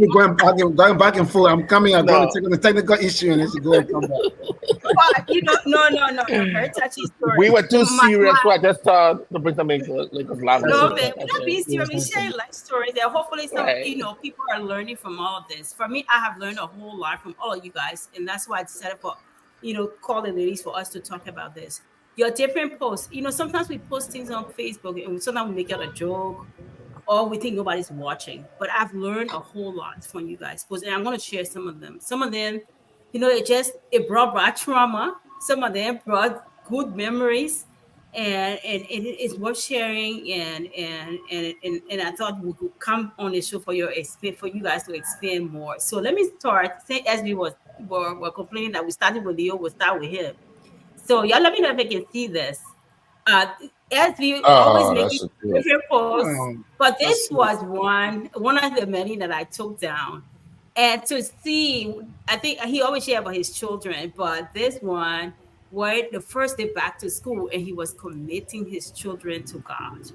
And I was just like, man, growing up, there Yeah. was all the mothers that were always praying, praying for our children. You mean that, bro? My mom was always praying for, plead blood, Jesus, blah, blah, blah, blah. And to see a young father committing his children to the Lord, I mean, that for me, it brought tears to my eyes. And I was like, I started to praise that God. I thank you for breaking that generational curse from our generation that they're rewriting the story from our fathers and our great grandfather. So, SB, what was going through your mind when you posted this?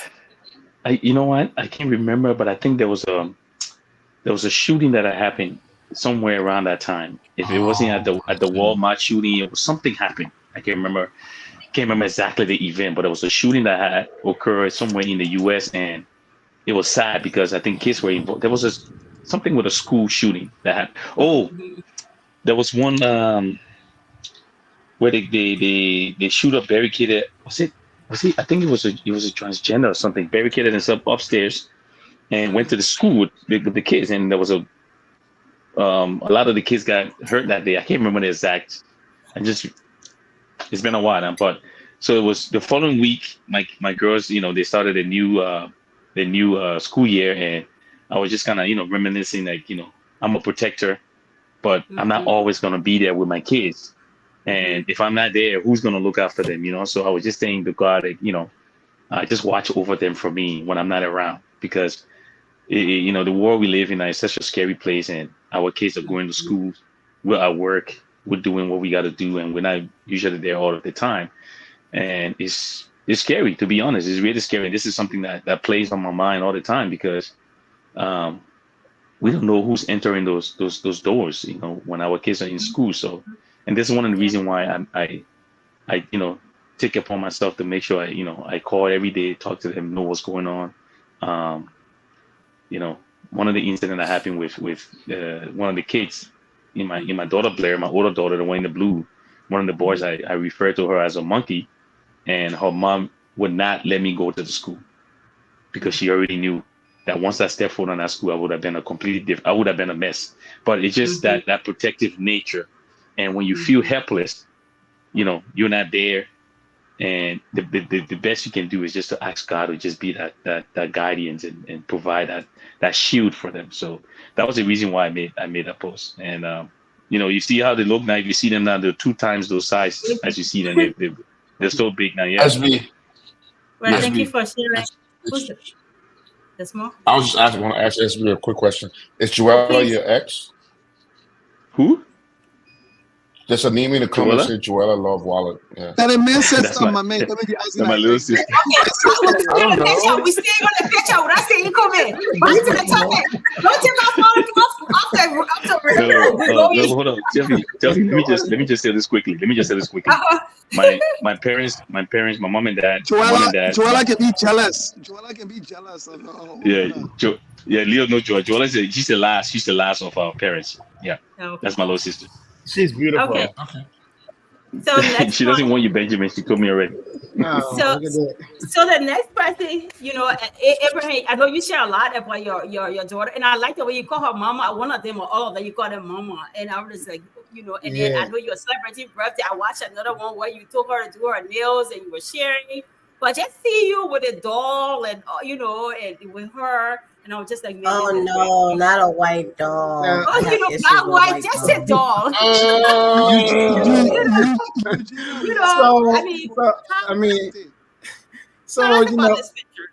What's going so on? Regina, I mean, Regina said, let's not get a black doll. you But just- tell us more. that's But she Abraham, I got. don't know better.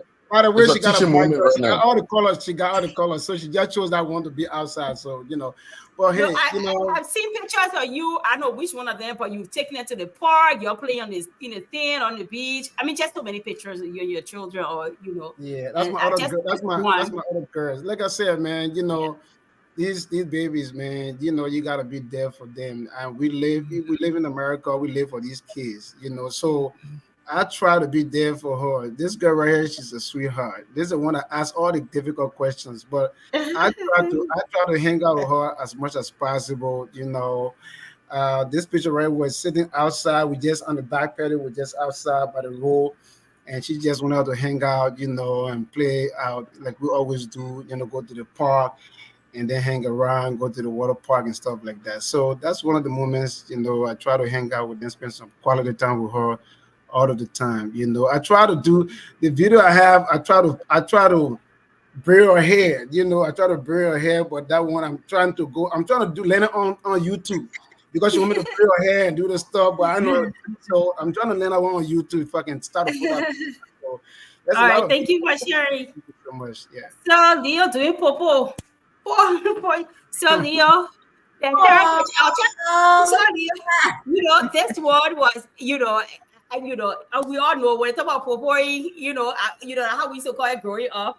It's mostly like us popoing. I wish I even knew how to pour my children my pack because my mom could pour me her pack, but I didn't learn how to pour my children my pack. But what I saw there's another picture. I think you were trying to rock the baby to sleep. I know sometimes we put these things and we make light of it, we make fun of it, but just the moral to it, the story behind it, just so much. And I'm just like, this is our generation. Let me tell you a quick story why I got this up.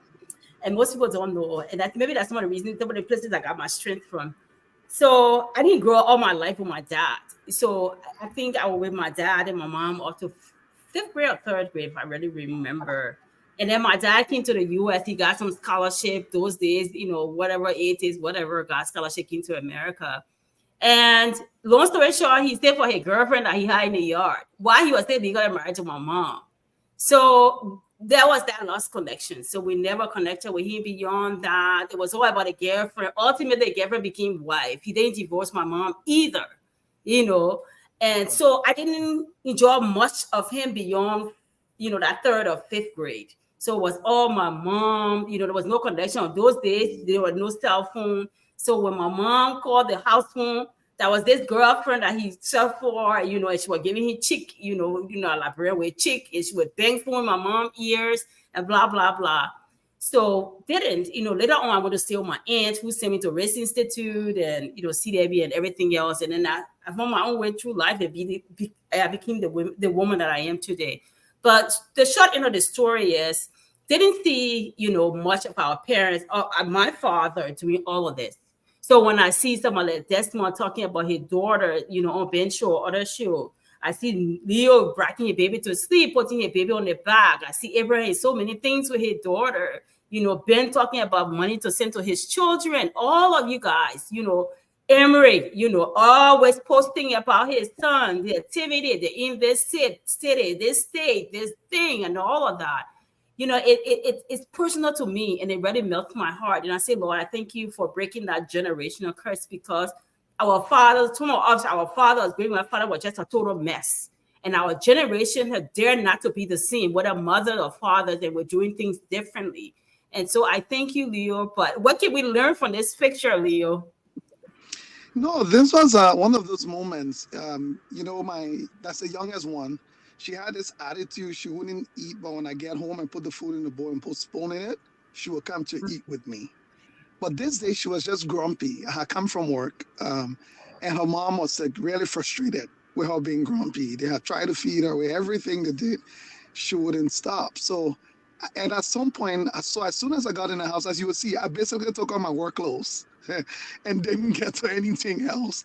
I just literally grabbed her in an instant. And by the moment I put her on my back, she went quiet. So her mom was like, wow, I'm going to take a picture of this moment and save it, because it's been 3 hours. I've been trying to handle this baby. She wouldn't stop. But I don't know what it was, but I just picked her up. It was instantaneous, to be honest with you. I didn't even, because I just came from work, entered the house, and I could tell already she was frustrated with her design. So Is that fatherly instinct? yeah, so I just grabbed her, I put her on my back, and she went quiet. And 30 minutes later, she had fallen asleep. So I got her off, put her down. But I think, again, is that natural instinct of someone like myself appreciating that just because my wife is the one who may have carried this baby for 9 months and most of the time happens to be the one supporting, doesn't mean we both don't have the responsibility to troubleshoot. And it's in little moments like these. It's not in the big moments, because in the big moments, we all show up. It's just those little ways, because sometimes there is something I bring, and the way my daughter may connect with me, she may not connect with her mother in that same way. And there may be times where she wants her father, and she needs to be able to be in that safety to know that her dad can step in, her mother can step in, that both are there and are exhibiting that ability to be able to work together. So it was not about me saying, and you could see my wife got happy right away when I pick her up and put her on my back. So she took her phone to take a picture. And her mood also changed from that mood of frustration to like Right. that cheeky, excited mood that finally your dad is here. Let him take his daughter. You guys can go on that side. You can knock yourself or whatever you guys want to actually do. And I think for me, I can count myself blessed and lucky to be in a fortunate position, because there are many other men, whether it's from the experience with their fathers or circumstances, that may not be able to actually do that. So I'm just thankful. Thank you. Thank you. Thank you for doing this. So Emery's not here, but there was another post that he did, and I wish he was here. I know we talked about it a little bit on the phone, he and I. But when I saw this, I had two thoughts. First, I felt like, and this is something I should know, but I guess I was just being selfish. And I said that, man, I thought only us women can experience emptiness. Emery is going through emptiness syndrome, but then I tend to realize, I said, you know what? I'm so proud of Emery, because even though he's feeling this way, he didn't keep it within. He expressed it, that I miss my child, even as a man. Some people will hide it. They'll be like, man, I'm pretty macho man here, don't want to share it. But he was able to post it and say, I miss my child. Whether fasting or good times or whatever it is, I miss my child. And I thought that was a memorable experience. Anybody want to add something to it, before I get to the others? Since Emery is not here So to speak, go ahead. Go ahead, I Desmond. think it's since for Emmett. Well, go ahead. No, I'm done. No, he's not here. So No, I say anybody can I, carry I on. was I was saying that Emmerich is a very, very intentional person, and I don't see, especially as it relates to his kids, Emmerich wears his emotions on his sleeves in most things that Emmerich does, and that's why. And whenever you see Emmerich and I have a disagreement, that's exactly where it comes from. It comes from a place that Emmerich and I totally believe what we're saying, and this the level of persuasion on either side, it's not. It's no room there. Only because what we've been saying, we really passionately believe it, and that's how Emmerich is. And when you see Emmerich posting stuff like that, it won't be the last time that's something he really believes. Yeah, I Can just want to say I? something quickly, Tavi, to that. Quickly, Yeah, go ahead. I think Emery, something very important about that. We grew up to be told that we cannot show our vulnerability, especially within an African home. Man, oh, you're a man, you cannot cry. Like you Right. have to hold it. You have to be, and I wouldn't lie to you, myself, just struggle with it sometimes. And also, there's that fear of what people might do with your vulnerability to the point where people will start even accusing you now that you look funny because you show vulnerability. And I think what Emery show is that strength to be aware that I am Right. so strong in one area, but I can also be very vulnerable in another area. And it has nothing to do with being a man, being a woman, or being anybody else. So I think that's a very important lesson. And that's an age of maturity for a man raised in an African home to get to that place of being so comfortable in your skin and have such a high self-esteem that you can come out and talk about your vulnerability and yet still be the man that you are. Right. Right. Thank you. Anybody else? That's true. Okay. Well, I So wanted to Eddie, add, go ahead. you know, No, please go ahead. no, no, okay, no, I just wanted to say, so, as far as Emmerich and Jaden, Jaden plays sports. So with that, it's a lot of traveling back and forth. If you're that parent that has to be taking the child to practices, to games, away at games, it's a lot. So when the child goes off to college, you don't have that anymore. I'm a sports mom myself, so I'm gonna probably go through the same thing. You're gonna miss them, of course, because they're your children. You're gonna miss them, but then that extra time that you be spending with them, going to the games, traveling back and forth to practices. Now you're not doing that anymore. So you have to find something to fill that void. So I felt him with that post. Mm-hmm. Can I say something? I mean, Please, Ember is a please. wonderful guy, but I think there is something unique in this situation that I think that needs to be highlighted. Even though I don't live in Ember home, I know his home is a well functional home where you always see him in the picture. You don't see his wife. Tomorrow, tomorrow the child become a professional player. And then you see more people say, oh, the father will go to the father, will go to the father. We will not see the mother, not understanding the dynamic. And I am saying this to say, with regards to uh, our ex-president, with regards to he and his son and his mother parenting with regards to the ball we played for the USA now. The mother was always the one taking him Tim, to all the games. Yeah, Tim, to all the games. So sometimes we don't understand these family dynamics because we're not in these homes, but we make judgment because of the parent that we see with the child every time, and not the woman who is home. Maybe she's home doing other stuff. We Our don't president and know. the woman not even living in the same country. Okay, that one then it even make it even worse. You stop bringing up Politics things have that you to know will come get in. bored in. They're not even living in the same country. What are you talking about? Hey, That's come what on, you're seeing us. I'm here to give Edward his praises and his family for what they're doing. I'm going to try to give then why another you But brought then up dynamic. Wea? do that. Then do that. So Don't so bring. leave the politicians out. So leave the Yes, man, politicians small. out. That mentor owned it. I know these guys, but I'm only giving another dynamic that came out. People said, "Oh, he was not in the picture," but it was only the mother that was in the picture. Again, Embre and his family are unique, and I think other people should understand these dynamics that family functions in different ways.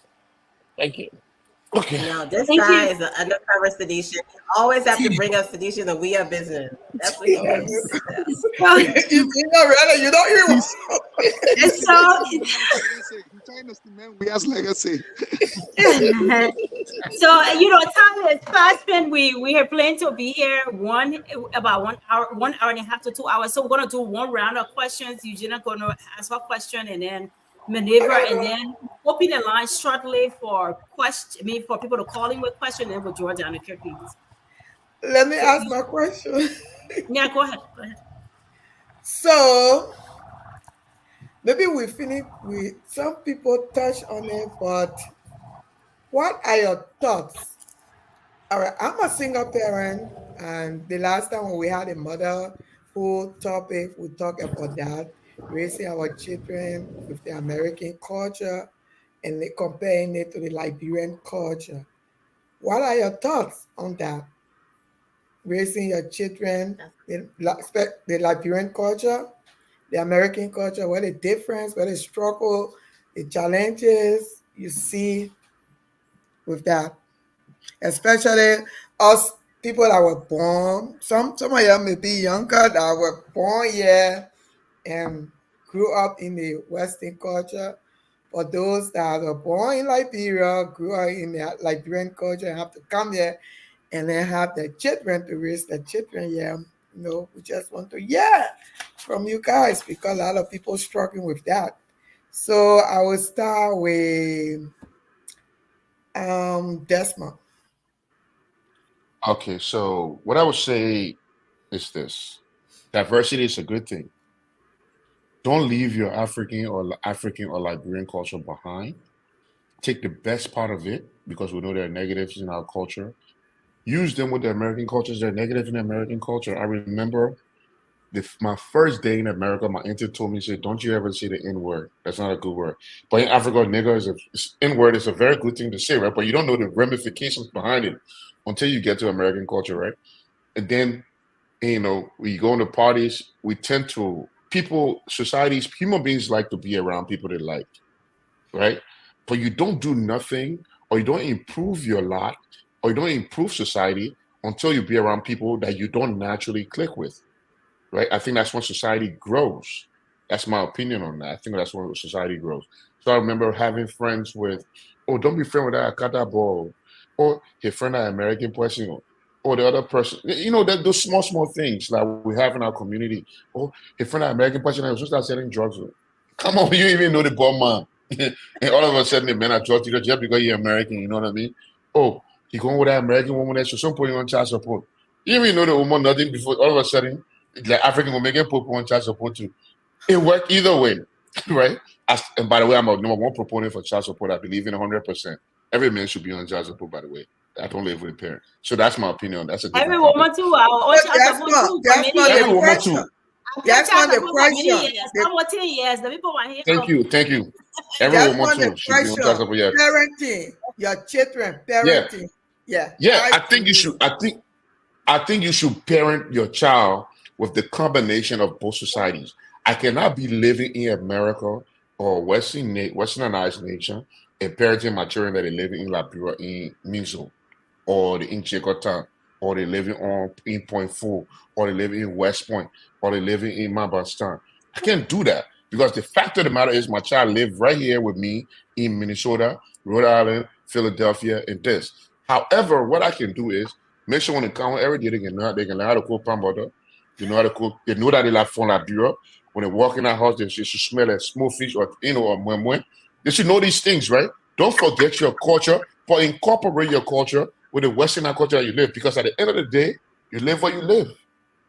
And disassociating your child from the culture that they live in just to make them feel comfortable living in Africa that you don't even know if the child will ever go back to that brother live there.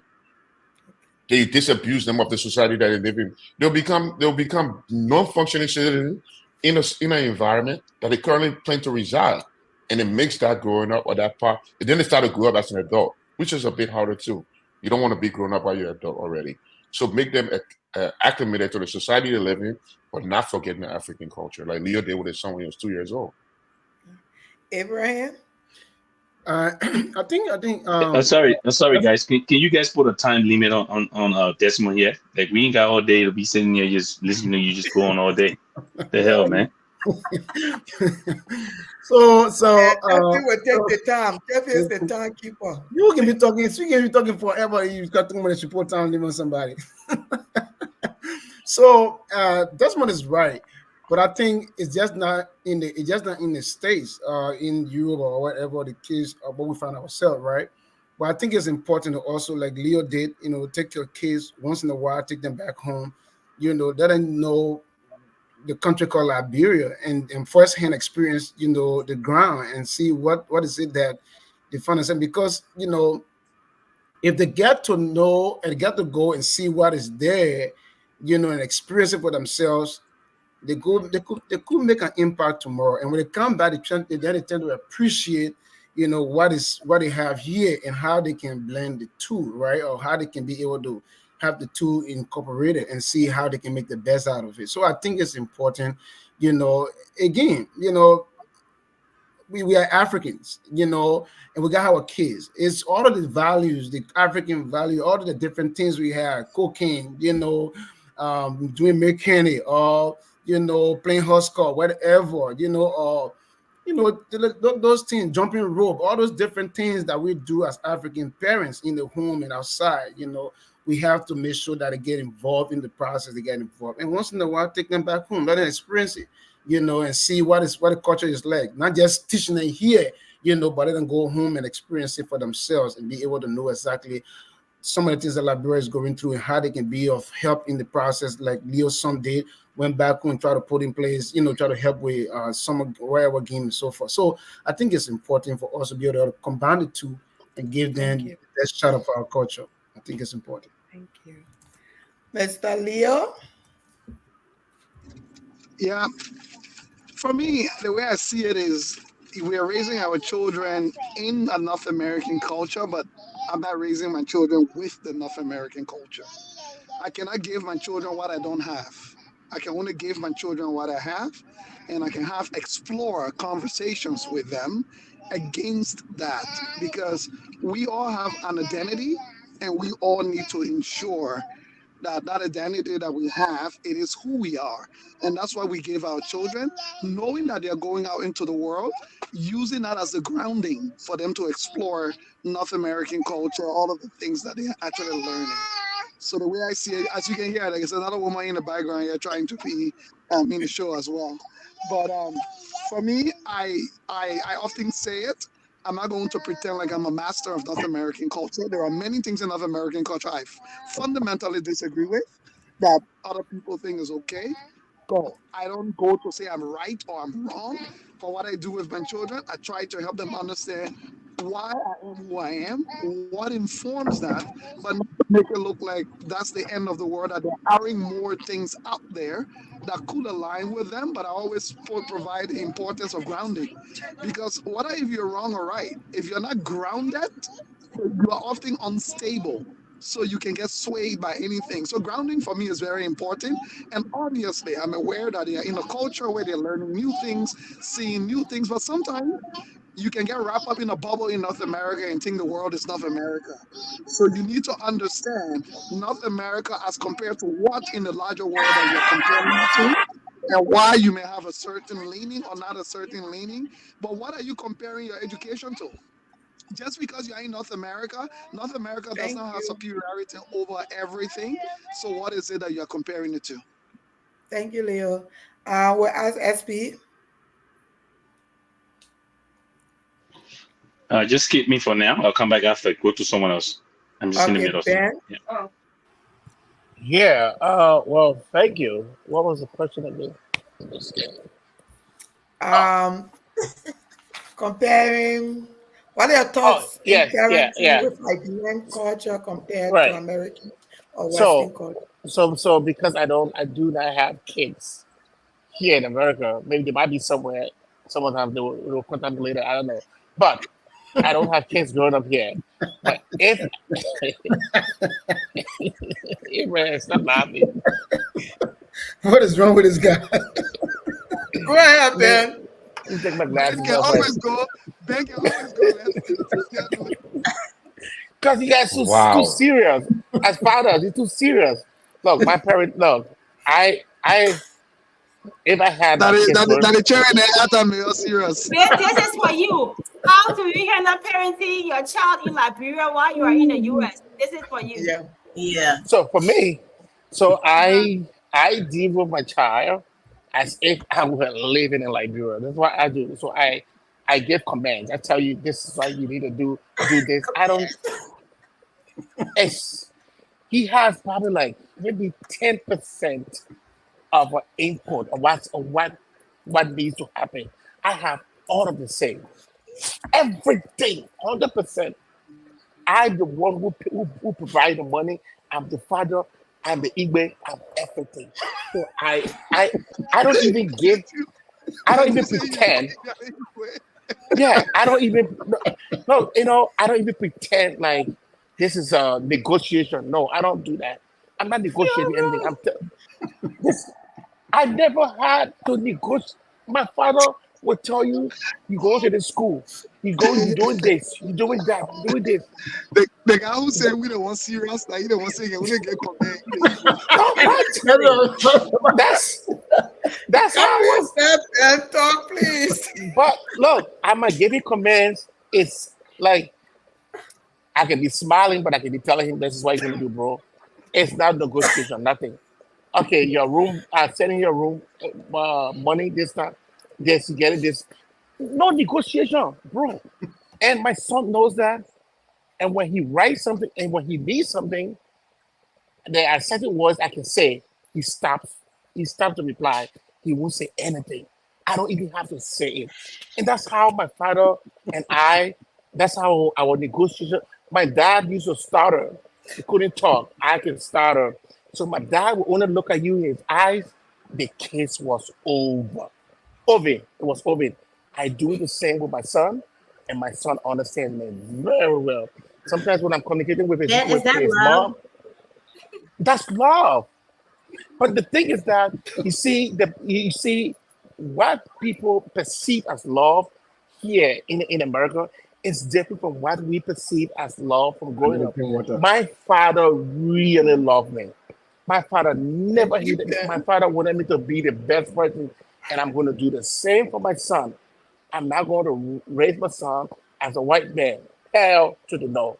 He's a Liberian, and That's he will and grow that's the just like that. difference, you know. That's Yeah. it. Diversity. That's the difference. No, Manira, don't encourage Ben. Don't encourage Ben ideology. Diversity. So All right, Gina, SPJ, so we come to Gina, you Gina, your now. turn. so you got it. Yes, SB, baby. SPJ, we come to SB, are you Yeah, sure Somebody at a place just where say you can something. talk? Let's yeah, I see can go. I Batman. can go. Let's see Batman that disobey his power and became a nurse. yeah, Let me please, see what SPJ. you come up with. I can go. Um, for me, I mean, everything in life, you got to have a balance. And as much as we love and respect our African heritage, because a lot of us are who we are today because of our African upbringing. I think we have to understand that we live in a different society, and like Desmond said, diversity is a good thing. But I tell you what, you call my kids right now and ask them, just tell them, say, hey, I'm cooking pepper soup. What do you want? One of them will tell you they want cow skin. The other one will tell you they want chicken foot. Mm-hmm. You know what I mean? So they, when I used to drop them off to my parent, and at the age of three to 4 months, my mom was already giving them fufu and soup, and Mm. that's why you see they love their chicken foot and their cow skin. They love it. Even my younger ones, I can tell you right now, they eat food with pepper in it, and that's part of our African heritage, our food and what we eat. Of course, there are certain principles that we want to instill in them, as as a father of girls, how to carry yourself as a young woman, all of the things that our mothers, taught our sisters and whatnot. We try to instill these things into them. But at the end of the day, you also have to understand that we live in a society, and a lot of the kids that my kids are around are not Liberian, right? They're not African. So they're going to pick up different personality traits from, their association with those other children. And what my role as a father is, if you see something or witness something that you believe in, is not too healthy for them, then you try to have a conversation with them. So I try to allow them to be who they are, but at the same time, let them know where we're from. I'm glad that Leo was able to take his son. I plan on taking my girls, not this December, but next December, to Liberia, so they can see where Daddy was born and where I grew up, the neighborhood, and just understand, get to see a different aspect of life, right? So I try to have a balance. We talked about education. when we were, I just had this conversation with someone the other day. When I was going to school, you guys know this. We had to know our timetables off the head. We weren't allowed to use calculator. You need to know your timetables from one timetable to four timetable off your head. When you did math, you weren't allowed to use calculator. Yeah, it's different. So one of the things I do with my girls is, I give them, a weekly timetable. So every time I talk to them, I will ask them questions randomly when they're not expecting me to ask them, just to see, where their thought process is and what they're thinking, or, how they're paying attention to these type of things. So just try to instill those type of principles in them. Here, you go to, when I first came to Canada, we started going to school, and I realized that you can have an open book test and use calculator all you want. I was like, oh my God, these guys don't want us to study, because I wasn't used to that, right? When we were going to school in Cathedral, we used to come to class and you would have a random test. They didn't tell you, oh, you have a math test on November 3rd. So now you have 3 weeks to go and prepare. No, they should tell you go home and study, because anytime you walk in the class, you go have a random test. Here, they give you a whole deadline of everything. So, I just try to teach the kids, preparation, and to be aware of their environment.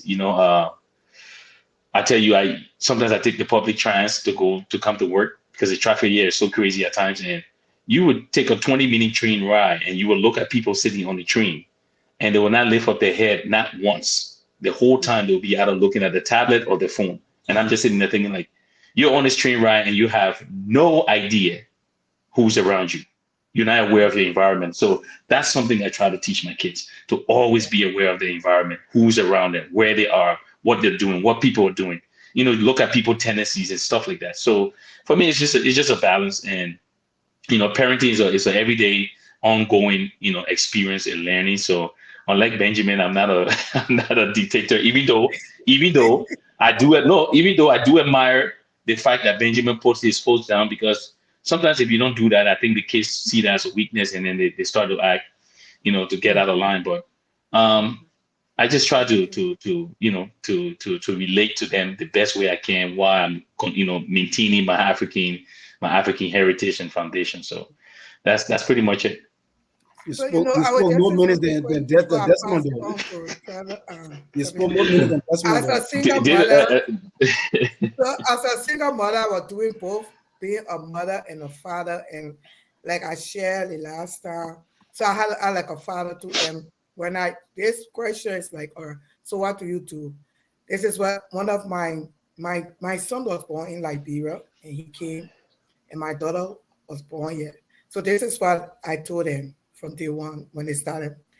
When you enter my apartment, you enter my home, you in Liberia. When you get out there, you in America.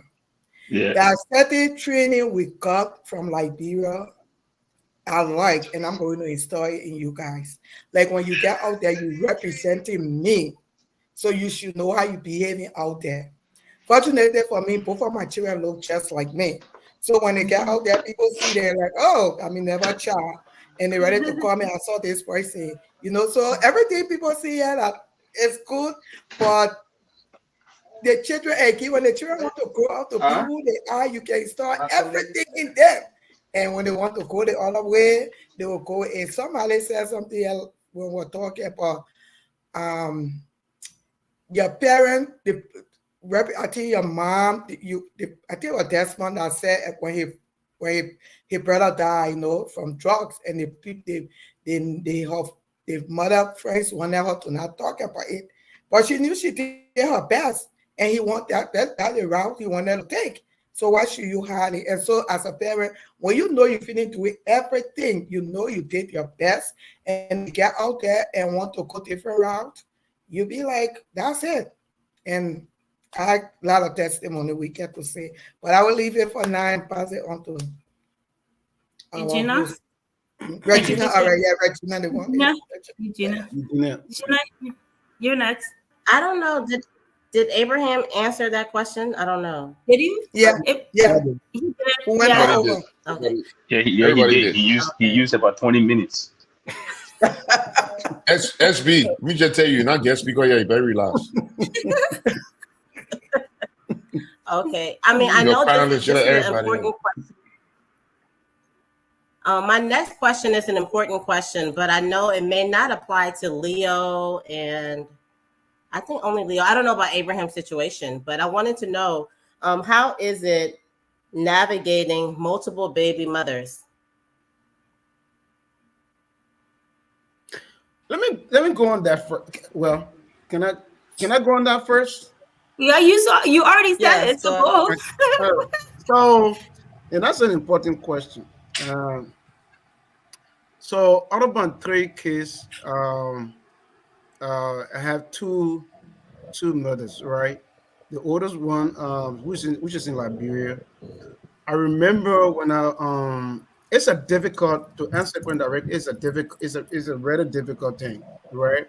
It's a difficult and in my situation because other situations are different, right? Everybody have a different experiences.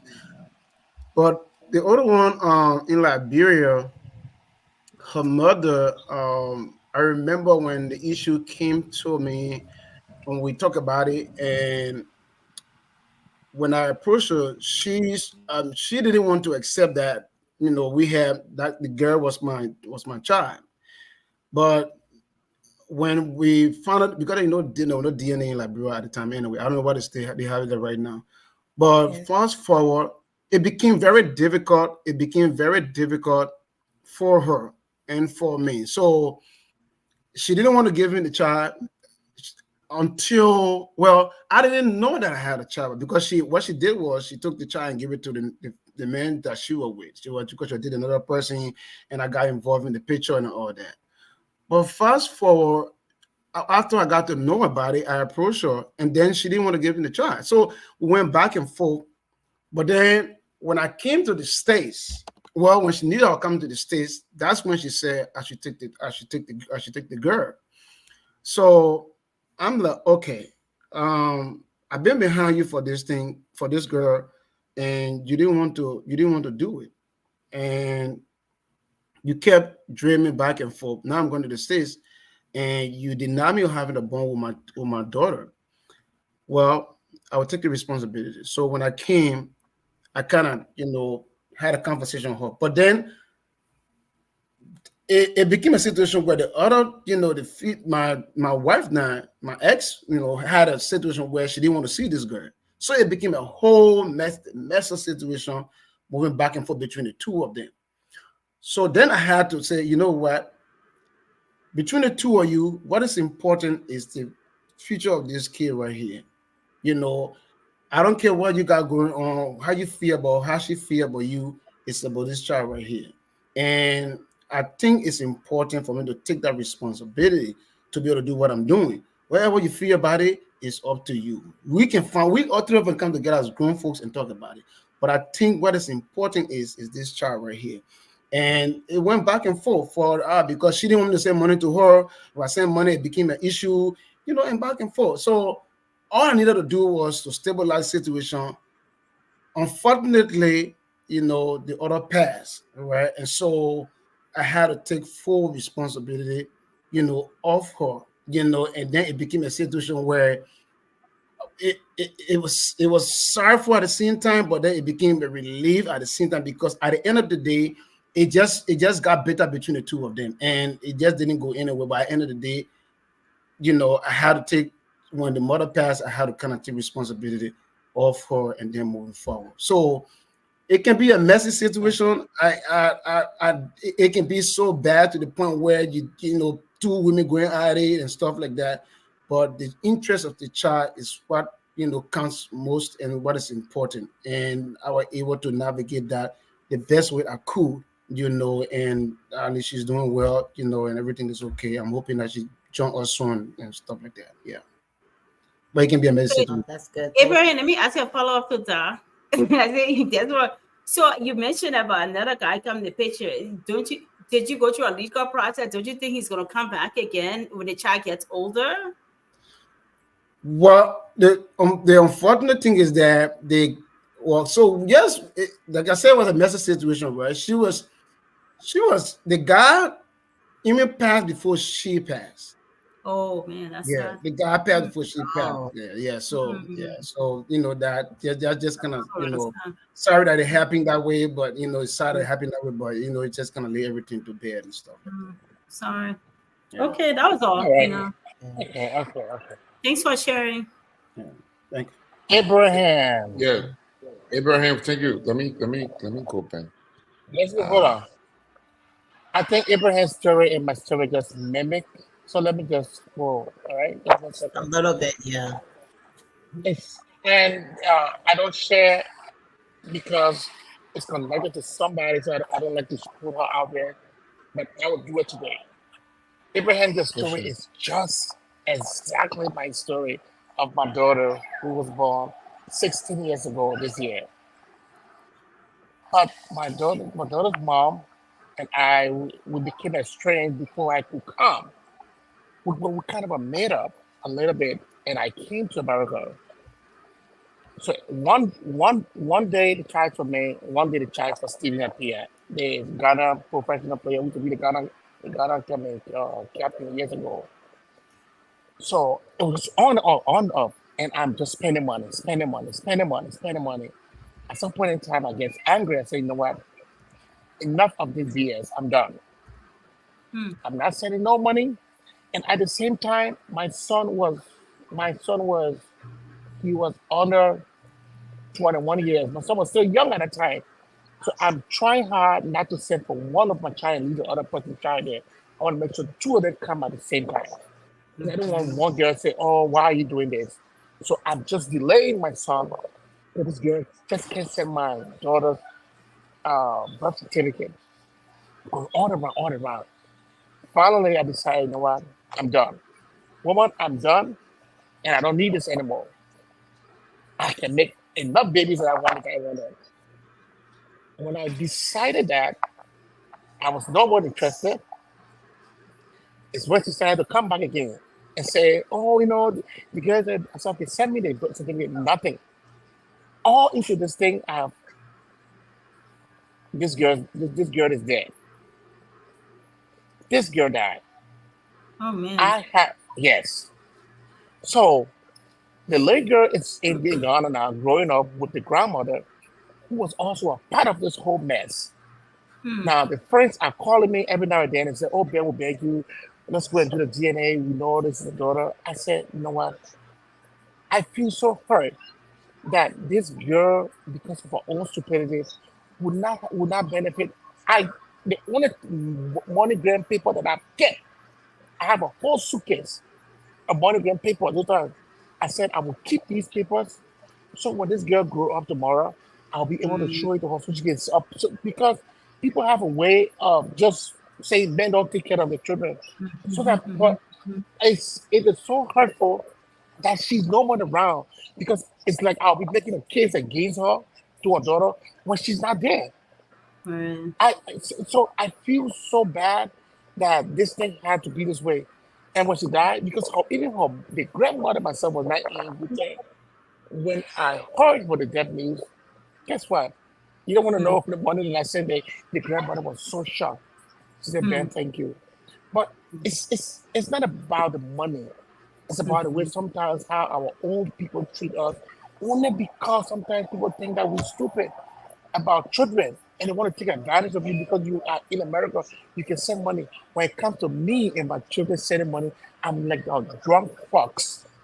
When it says drunk, like even sometimes my friends look at me and say, "Bro, if you don't change the way how you send money to Africa, it's going to hurt you." But I just thought Abraham, story by story was just so aligned, and I decided to just share this. Wait, Ben, I Thank you, have a Ben, for question for sharing. you.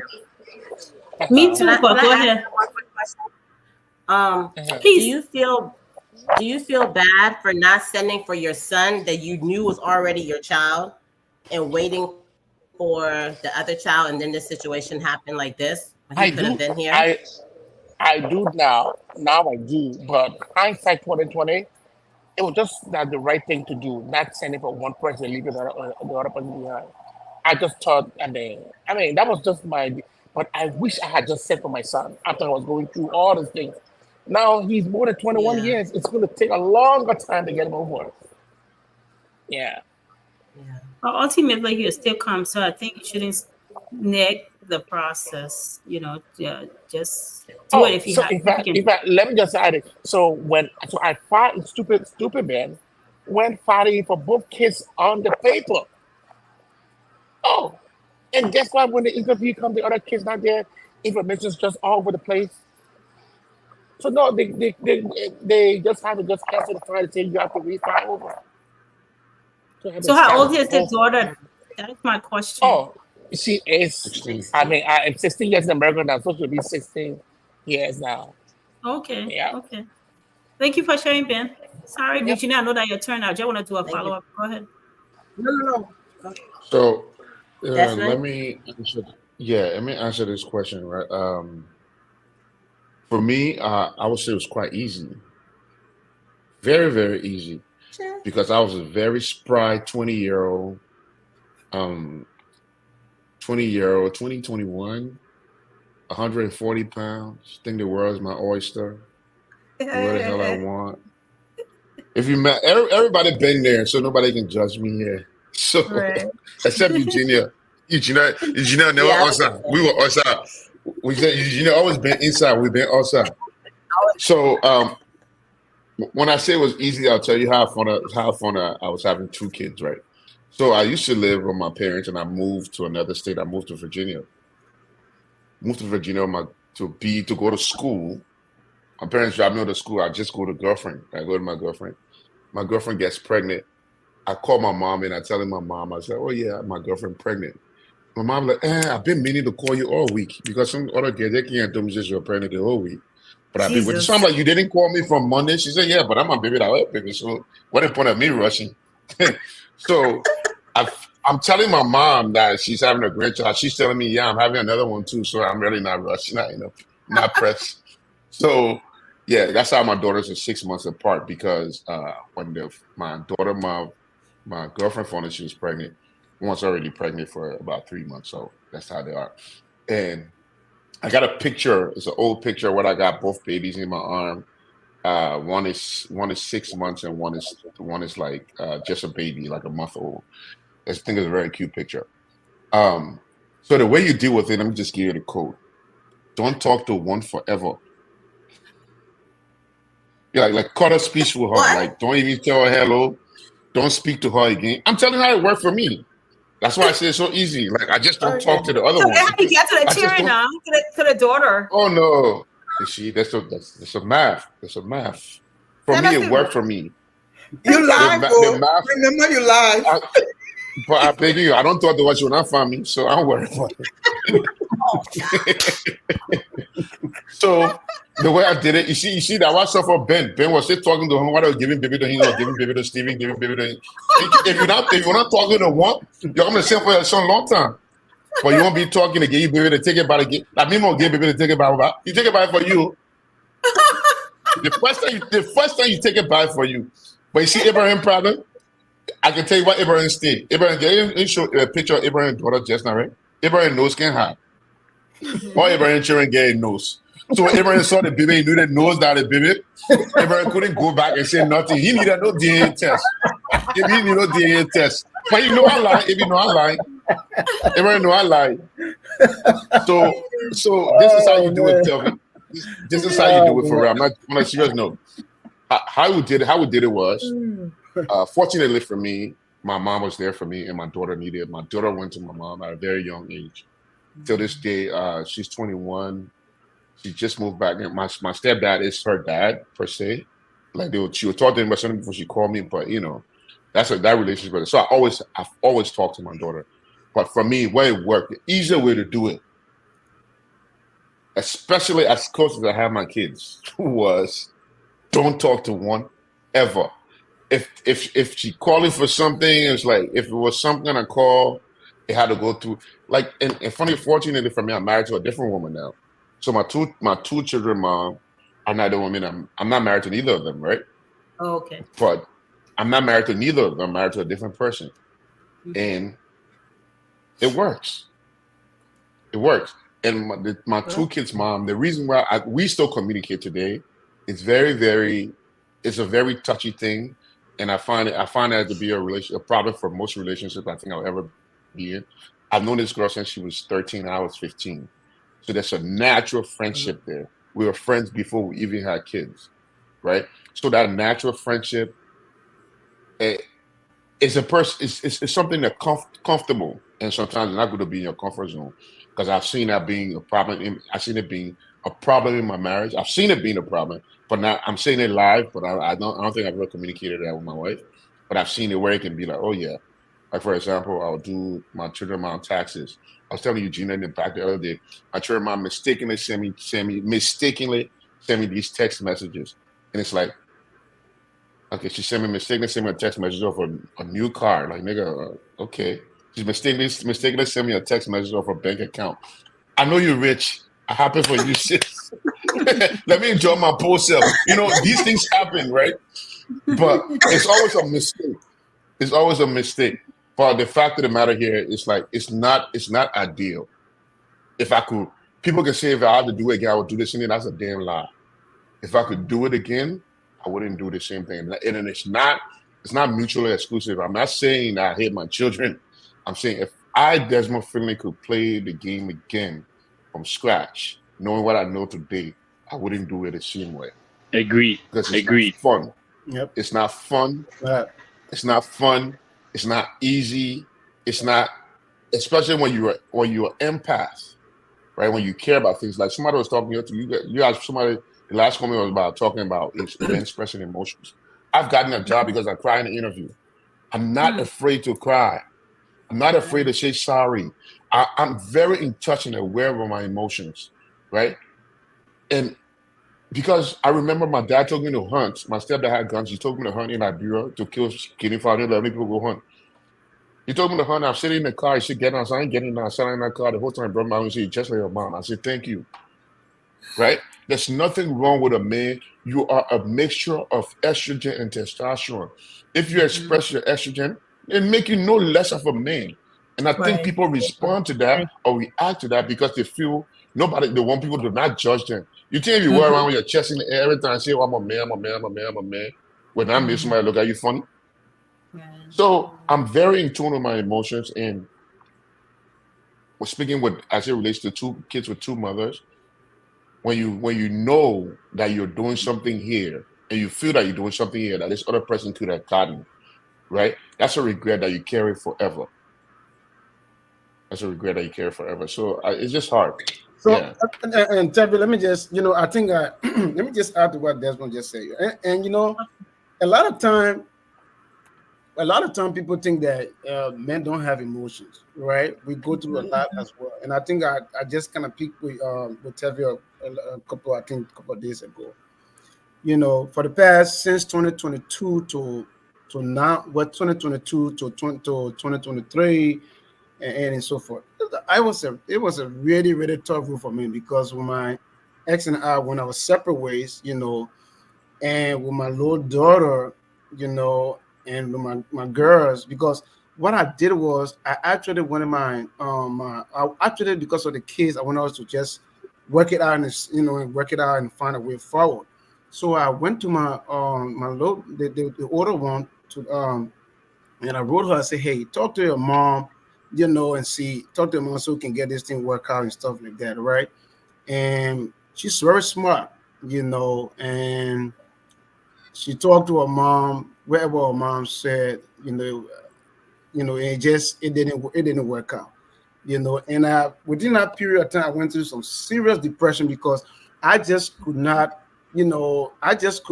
understand what was unfolding, and there is this saying that said, Liberian men cheat, Liberian men are cheater, Liberian men are cheater. And I told Terry, I say, it's not all Liberian men that are cheaters. Some of us out here, we genuinely have feelings for our spouses or people who feel that we can be together.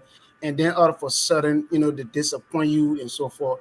Like in my case, when my wife, ex, when she came over here, I told her, hey, don't pay any bills. I'll take care of the bills. You just work. If you want to work, that's fine. If you want to, that's fine. Don't pay. I'll take care of the bill, right? That's just, looking back at it, that was the dumbest thing I ever did, right? But I was just trying to demonstrate to her, hey, I know you got a skill. You're a cosmetologist. I know you work at you work, you make money and stuff like that. But it's while I was raised, told, you as a man, it's a responsibility to take care of the home and do all the different things, right?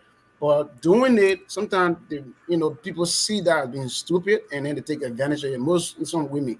So as a result of that, it had so serious impact on my kids, on my girls, because they were put in a situation where I was running, I was going through depression, and I had stayed in a hotel for 4 months, almost 4 months. Spent thousands of dollars in a hotel for 4 months. Imagine that for a second.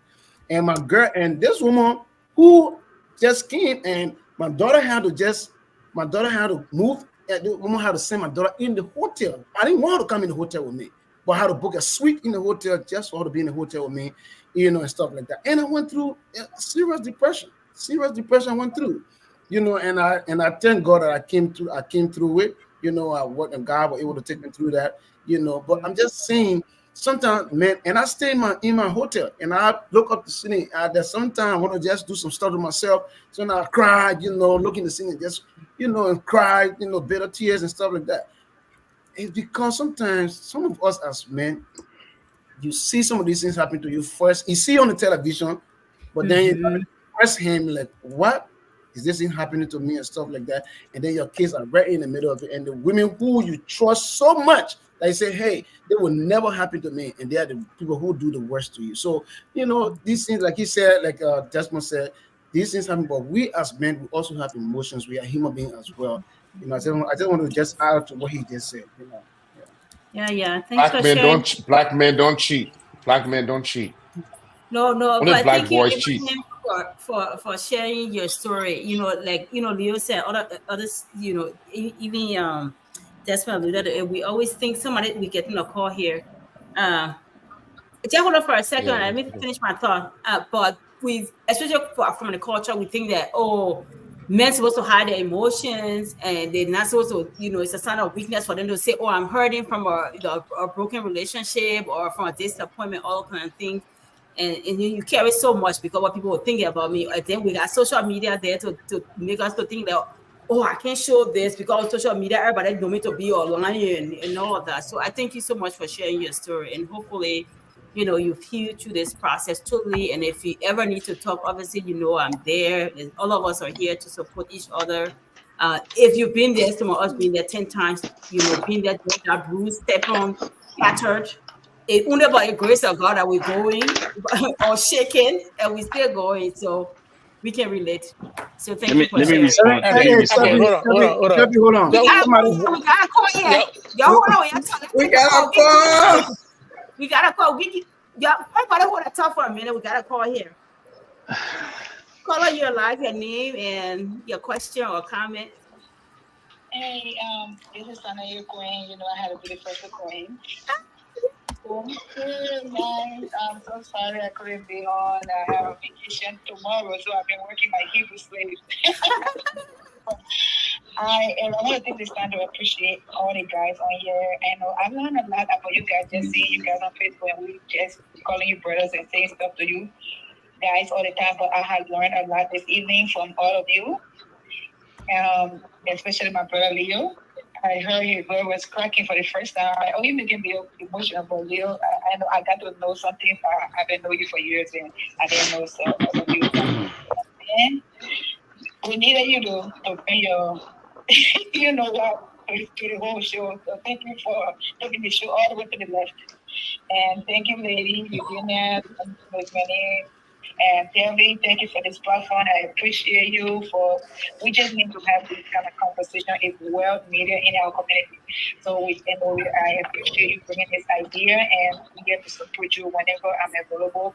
And it shouldn't be the first or the last time we having you guys on here. So I hope you guys will always have your doors open, and we call on you guys to always come. And we need your voices in the community for the young guys, young boys, and young girls in our community. And my question I asked earlier was, which one of you guys have your nails painted by your girls? The one that have girls. Which one of you have your nails painted by your girls? Because I had my co-workers that come to work with my red nails and say my daughter painted my nail yesterday. So which one of you guys have? My nails ain't getting painted. Oh, that's me. That's That was Ibrahim. That's me. You guys great show, ladies, and everybody. Thank you. Thank you for calling. Okay, I can respond to that question. Yeah, you can respond. You can respond to Abraham or whatever I said because I know No, I some want. people have. I didn't. I I didn't haven't hear the answered. I question haven't answered the clearly. question Shelby, yet. can you repeat the question, please? Or do The you have the question, answer? It the was question Eugenia that that she asked the asked. question. Oh, Eugenia asked the Eugenia's question. question. Yeah, I haven't answered that question yet. Oh, you haven't. Oh, Okay. sorry, Do you sorry. remember? Do you remember the question? Multiple children, multiple baby What was moms. it? What was the question, Eugenia? What was the question? The question was, how do you navigate multiple baby mothers? Well, Eugenia, didn't I answer this question to you before? Me, no, you and I never had this kind of Good for the work. conversation. Okay. All right. But So here's the thing. you don't have one. You don't have one. Hey, Oh that man gosh. told No, he me. does. So here's the thing, right? I agree with you, Desmond, when you said if you were to go back all over again and do it, would you do the same? And you said no. I agree with you because it's difficult, right? It's difficult because when you have, first of all, men, the things that we go through, we don't amplify enough. I call Dore all the time, and we would talk behind the scene. Yep. But those things that we talk about, you would never hear us talk about it on Facebook. If I call Leo all the time, or Leo and I, we get together, we talk about stuff. We Once that conversation is done, that's it. It stays right there, right? We don't amplify our struggles enough. We don't amplify, our weaknesses enough. We don't amplify the things that present great challenges to us enough. So sometimes when people hear certain things about you, they generate their own perception. Oh yeah, you like this, you like this. Even if you try to give some rationality as to why certain things went the way it went, people's minds are already made up. So they think they know you, they think they know your struggle.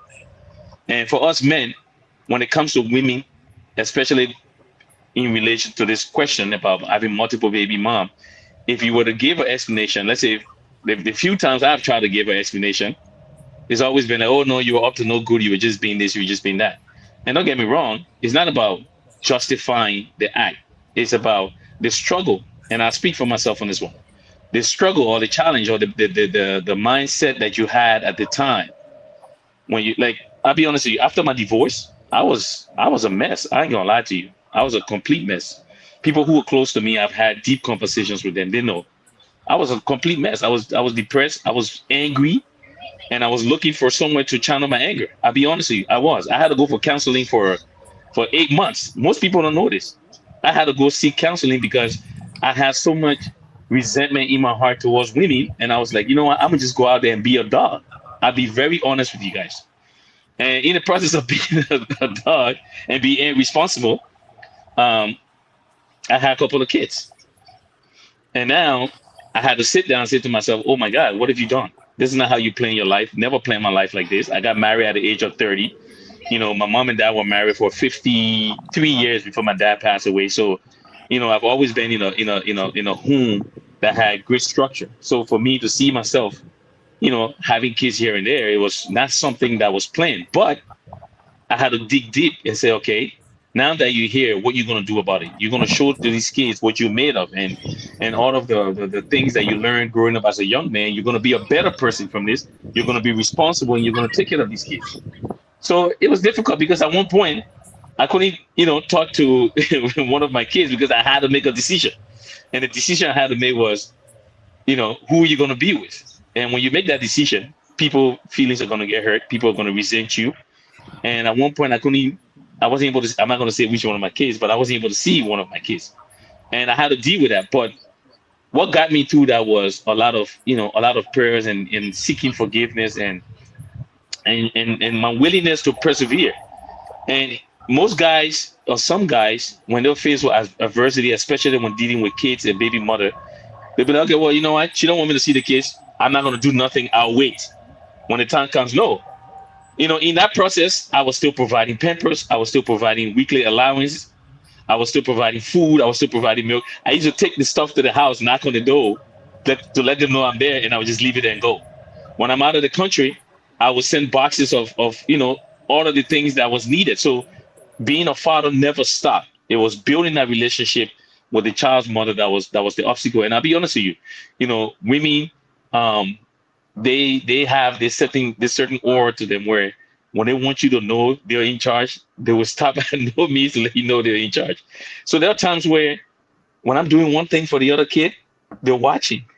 You know what I'm saying? They're watching, and this is and I'll give you an example. I'm not gonna say who, but recently, one of the kids' birthday came. And I'm there, of course. I'm being father. I'm taking pictures. I'm doing other thing, and the other one's just sitting there watching. She's watching. So I said, you know what? I have a certain amount of money. If I use some of this money to fly, maybe I can say.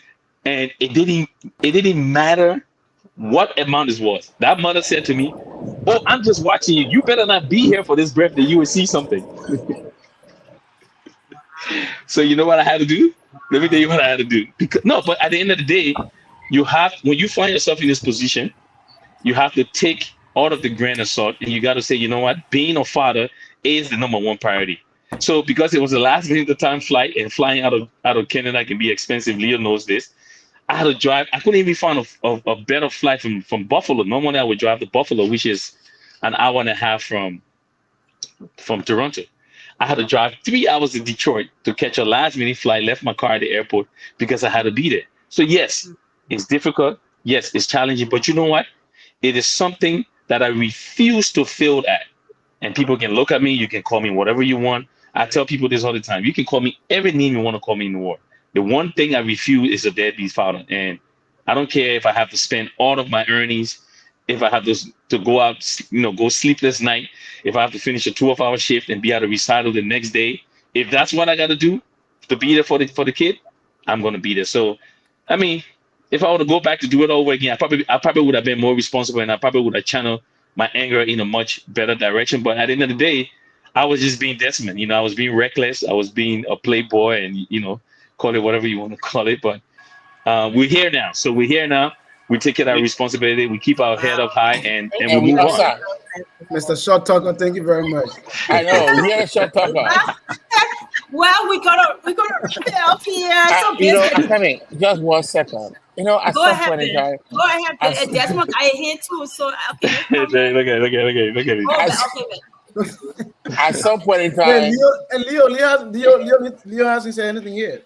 Well, you just told me no, No, this question, no. This question not apply to Leo. SB hijacking the flow. SB hijacking the flow. That's why we're not talking. So at some point in time, I was about to phone Dr. Francis because listen to Listen to what? listen to Abraham Daddy. Y'all know I don't lie. and because of your people that been there, I want to express the emotion. You see how they make it light on her friend's story. Oh, but wait a minute. Let me finish. Something Leo said. What did you say? What you said, Leo? I say y'all know I don't lie. By the time you want me to talk about multiple baby mama, and so my wife can hear it. Exactly. No, that's why I said, Leo, this doesn't apply to you. I said that in the beginning. I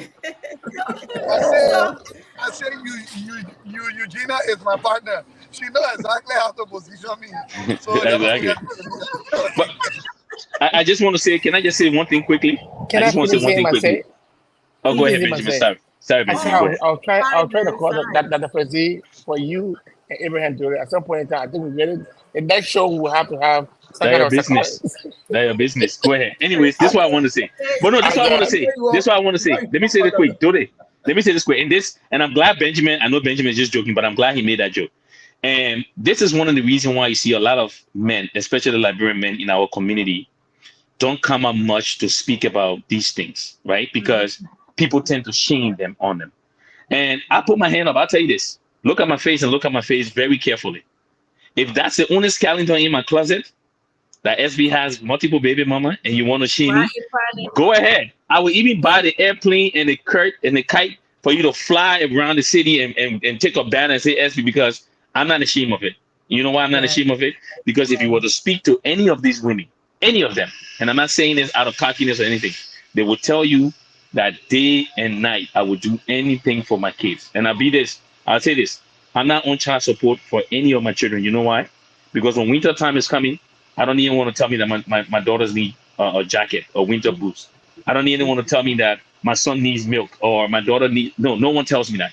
I'm very proactive when it comes to providing for them. And you know what? I can't be there all the time. Talk that stuff, SB. Talk that stuff. No. I'm keeping it real. And the reason I'm saying is because I want men in our community, Liberian men, If you are a good father, and yes, along the way you weren't your best self and you made some irrational decisions, but you're doing what you can to correct your wrongs, don't be ashamed of it. Don't let people in the community think they can shame you, because that's what we do in our community. We try to take people down for in our our less attractive parts of our life and try to shame people on it. Don't be ashamed of it. Keep your head up high and just be the best person you can Keep be. Be the your best father head you can up be. high. Yep, And that's yep, it. yep. I love it. I For, love it. I love Yeah. for it. those that Wait, please for don't steal those my that show. need to Wait, be on wait, child wait. support, not too long with that. I'm sorry, Go ahead, Regina. Shelby. Sorry. No, please go ahead. No, go You were ahead. saying, No, no, I was please just go saying ahead. about the child support thing.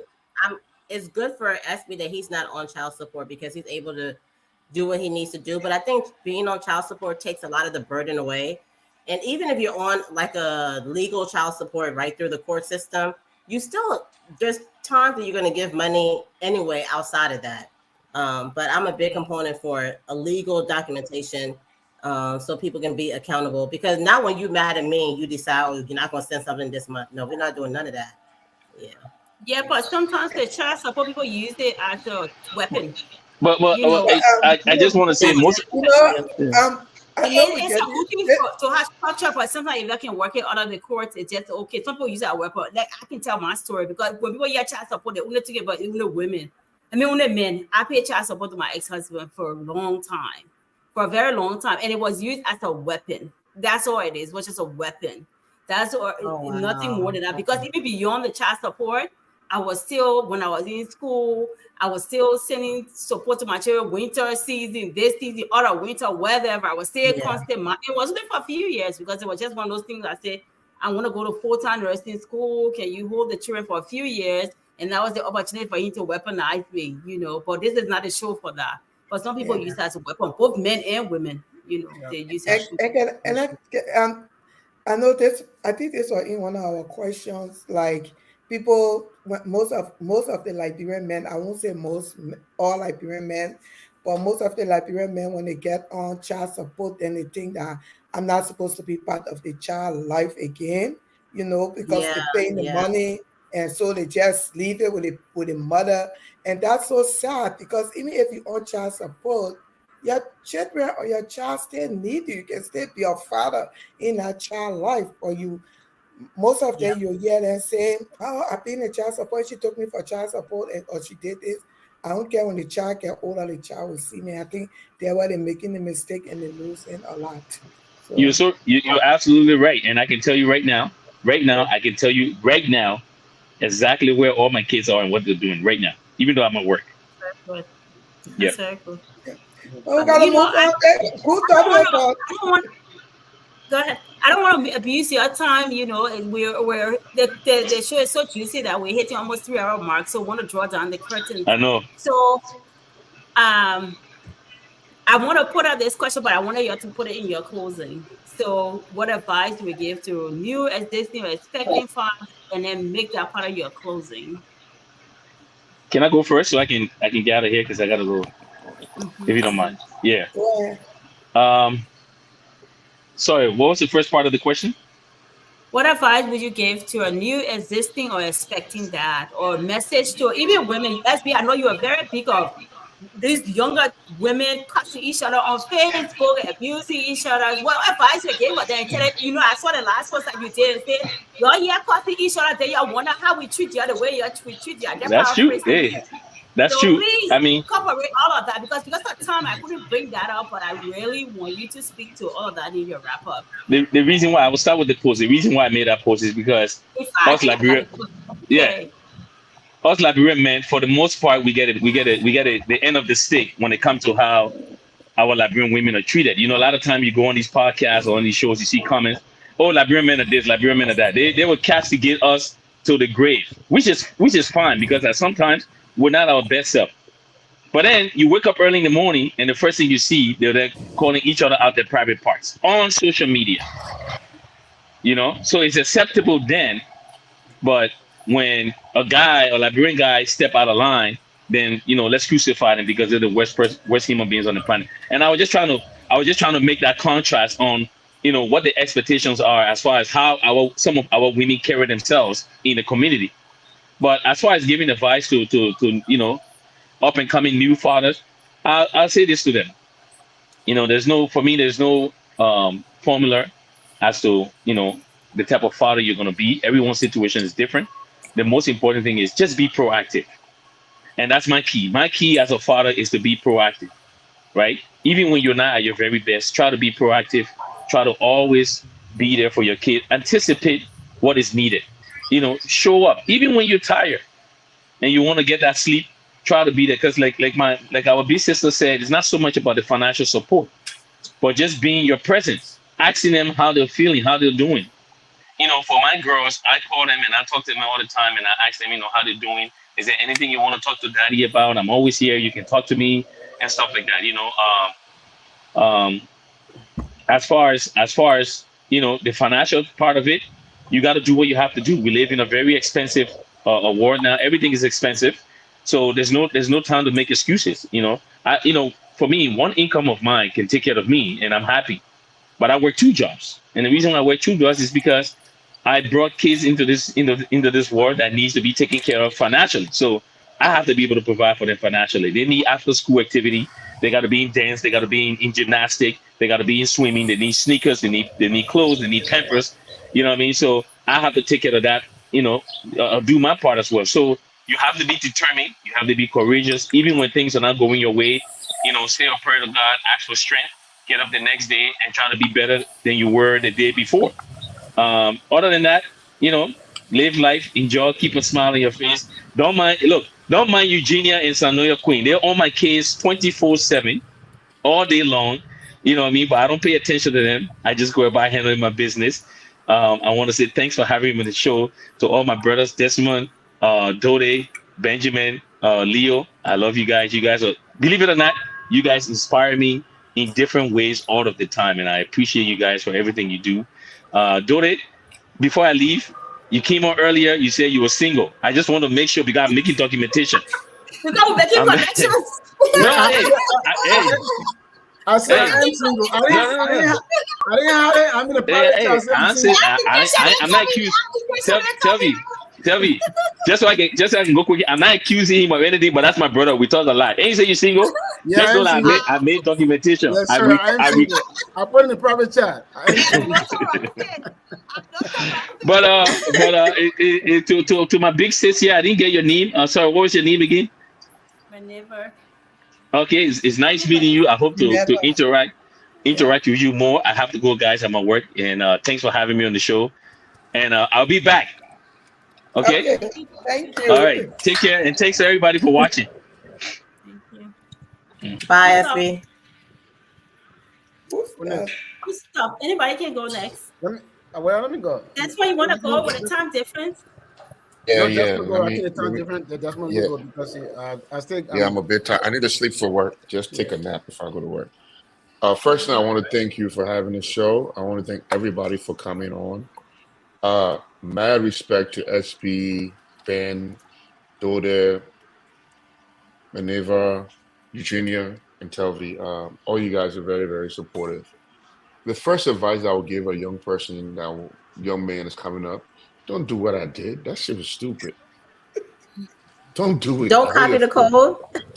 No, bro, I didn't make it work. I finessed the system.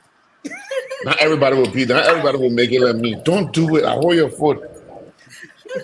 Don't do it. I'm not joking. I can't stress that enough. Don't do it. Don't do what I did. Don't do it. Don't do it. Don't do it. I may look like I got away with it, but you don't know the support system I have. For example, my daughter lived with my mom until she was 14 years old. She went back when she turned 18. You know what I mean? That support. That's nothing that I did. You know what I mean? Um, my daughter mom, I tell you, Gina, this all the time. My daughter mom in nursing school. She didn't have a job. I was in the army. I paid her rent. I wasn't on child support. I paid her rent, gave her some money every month. And I had a girlfriend at the time. My girlfriend didn't understand it. I was getting deployed one time. Living with my girlfriend, I gave my car to my daughter mom. She didn't have a car, right? When my daughter mom finished her nursing school, she got on her feet. Guess what happened to me? And Desmond never had child support order. You know what I mean? But it wasn't nothing. I wasn't doing it to say when she get it, this will happen. You know what I mean? But what I'm saying is, what I did, it's not the way to do it. Don't follow it. But that's my biggest advice to the young people after me. You know what I mean? Find a person, be intentful about what you want. If you're a young person, some people want to start a family early. You want to start a family, start a family. What I always say to people is there's a distinction between a male and female relationship in our African community that needs to be clearly stressed out, right? And I'm only advocate. I'm not only advocating because I have daughters. I think there's a it's an imbalance in the relationships from a society standpoint. What a girl is supposed to do and what a guy is supposed to do, and what's expected from a girl, what's expected from a guy, and how society will look at you or not. Let's have these discussions. Let's go around it. Let's see how we can better our children. So if you come in, if you're a young person wants to start a family, start a family. If you're an old person, you just want a child, just want a child. If you're like me, when you turn 50, you want to have another baby, do that. Some people on the phone don't agree with me with that, but that's what I want. I want what I want. So, but at the end of the day, on a serious note, on a serious note, just don't do what I did if you can avoid it. But if it happens, that it happens. Respect your children. People say respect is earned, but usually when people tell you say respect is earned, it's not giving. They mean that you must give them respect first. You know what I mean? When people telling you, especially in our community, when they're telling you, saying, I want to take my mom for, she didn't raise me with that. My mom always said, don't respect somebody just because they're older. Just because they're born at a certain time. What magically made them born at a time to just get respect, right? Don't disrespect them either. But you don't owe them no respect. Yeah. I remember I was in Ghana. This lady I was with, before I would come out to the States, slapped me. She slapped me once. I'm 15. She slapped me once. She slapped me twice. I said, the first time she slapped my sister, Bayo, don't slap me. Second time she slapped me, I said, Bayo, do not slap me. The third time she slapped me, I slapped her back. She called my mom. My mom asked her, but why are you slapping the people? That woman, that brought out your child for you to be slapping me? So instead, she just thought my mom was going to take her side. Right? She said, I told you not to slap you. Sorry for what he did. But don't put your hand on people's children. You don't know them. I call you sister, I call you bio, and then you still feel because you're older, you just get respect. Let's stop that. Let's start respecting our children, right? And respecting your children don't mean to follow their hand and foot. Understand what respect is. I find it in relationship to a woman. Most people in relationship will respect their boss. I won't say women. Respect their bosses in their office before they respect their husband or wives at home. Yes, A little Daddy. 22-year-old, a little 22-year-old girl. Yes, Daddy. So it's so Go true, Daddy. deeper, How it's daddy. go. So true, So Daddy. true, Daddy. Go deeper, It's not daddy. yet. I definitely sure that. That was Daddy say he coming for y'all. If Daddy was on Facebook, he said he's sending it. I've on that one before. I'm almost finished. A 22-year-old girl will be to the office, give me orders, and I can follow her around. For I come to my house, my spouse tell me, say, can you please move it? Will you please move the t-shirt? Please wash the t-shirt. And I said, don't talk to me that I had a man in the house. You know what I mean? Like, come on. You can take it from a 22-year-old to work because you're your boss. Like Ben and go into surgery to be working on people, then I transfer stuff. Or you can see a child for their You have kissing to a man. read it.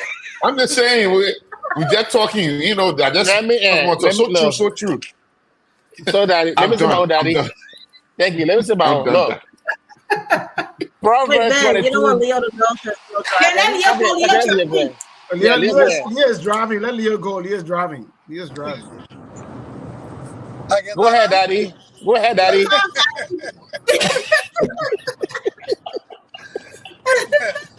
I will not answer to that.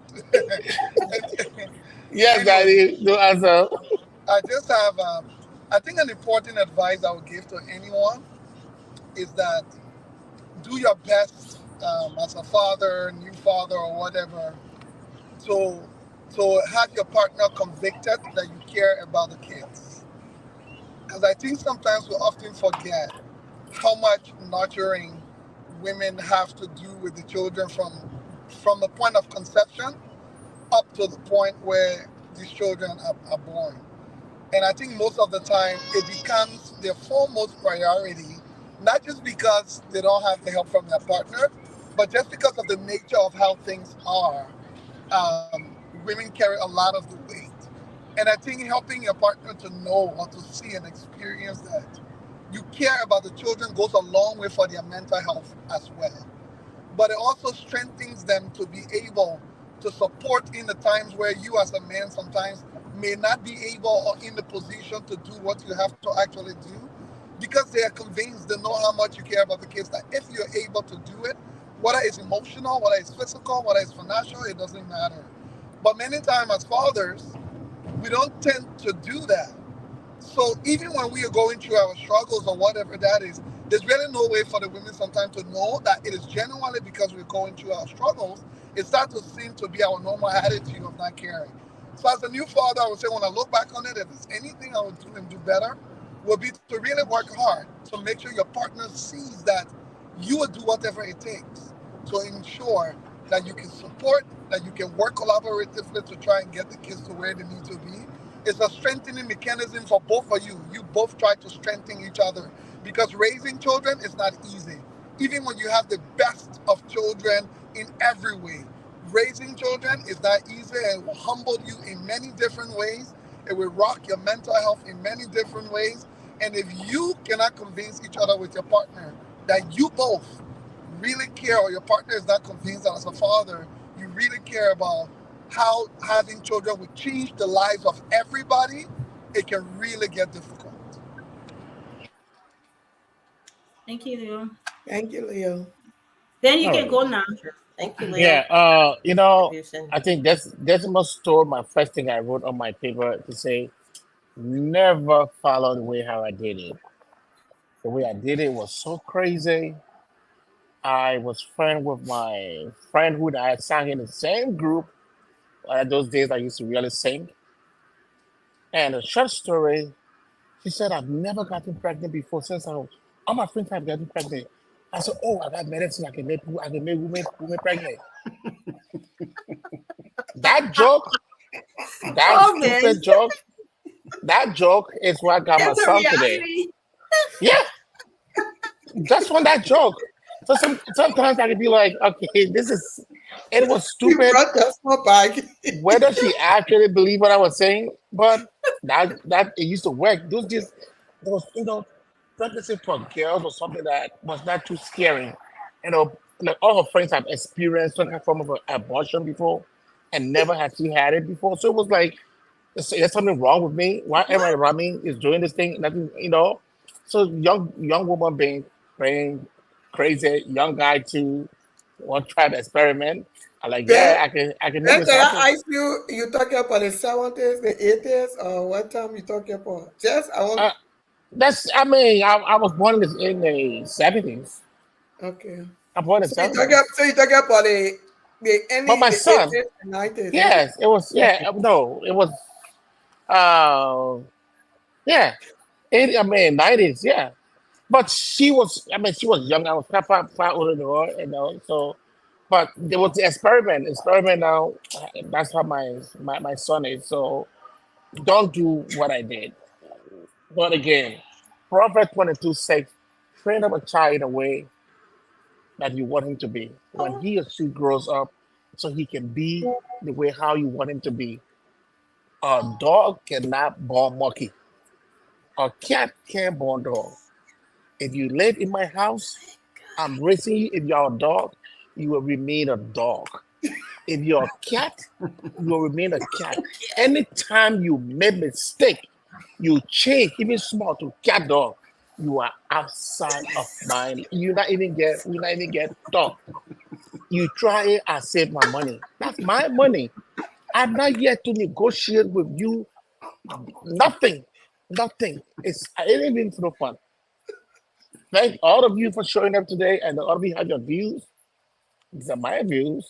That's I true. own them. That's I got a question for him. Can I We ask a question respect your views, Ben. We certainly respect it. can I ask you a question before I go to my before I give my closing? Is that possible to do that? Go Of ahead course. if you want. So hypothetically, if you had a son or a daughter, Uh-huh. that son or daughter was hypothetically was a gay and he was a millionaire or she was a millionaire, what would happen? Will you reject it? You will be rejected. You know Okay. why? The reason is simple because I am a self. I work for my own money. I don't need to be a millionaire to be satisfied. No, I'm looking for my happiness. I'm not looking for riches. I want to be happy. You can be a millionaire and be that kind of thing. It's not going to make me happy. So I will have the money, but I don't have my happiness. No, My happiness. the reason I asked the question is because you said you accept the money in the surgery room. That's the reason why I asked the No, question. because no. So no, that one I have a that's a professional duty I have to Okay. do that. Okay. Yes. Okay. Let me go to. Okay, what kind of team you talking about? You can be that kind of team. What kind of team? What do you mean? Man, you know what I'm What is talking that? about. They put it all right. I mean, you must be talking about it. So again, In fact, let me show you one. So again, No. Yeah, don't do it. Don't do it. Okay. no. Don't do So that, tell, man. again, I want to No, say I'm just kidding. I want to say thanks to everybody. It was a great show. It was a great show. And like I said from the beginning, it's important for us to continue this process. Spotlighting, some of the issues that we talk about, especially like the last question of, what would we do for the young people? What advice would we give them? I know sometimes you bring some of the young people on and ask them some of the hard questions so they can be able to answer some of the young people out there. I think so. It's important because in our society, the moral values of our family and all of the different issues that we talk about today is missing. All those things are missing in our society. And so, if we must rewrite, look at some of the issues that confronting our society, it's important for us to begin to discuss those things and find a way how we can spotlight it. Maybe it can bring some awareness to the process and can be able to how people really think about how they do parenting and how to do, how to go about engaging young people, engage in a relationship, whether they should build their finances before they begin to, involve themselves into born kids or, so there are a lot of different things we can do. So I just want to encourage Telv and the team, the sisters out here to continue the process, to spot out some of the issues that have been talked about in our society on social media, so that at least can bring awareness to it. It's critically important. It's critically important. To my closing and to the question, what would you give a new assistant expecting that? Like Leo said and other people say, I think it's important for us, as for them as young people to first and foremost look at their surrounding, where they find themselves, whether it's in the States, whether it's in Europe, other places, whether it's in Liberia, and see, what are the possibilities and see what they can be able to leverage whatever they got going on and say, hey, am I ready to be a part of this process? Am I ready to bring child into this world? Because I can tell you, and one thing I would say, I want to give you ladies credit. You see some of the beautiful pictures we put out there. It's not an easy thing. You see, I'm taking my girl to the nail shop to do her hair, to do her nails, to do her feet.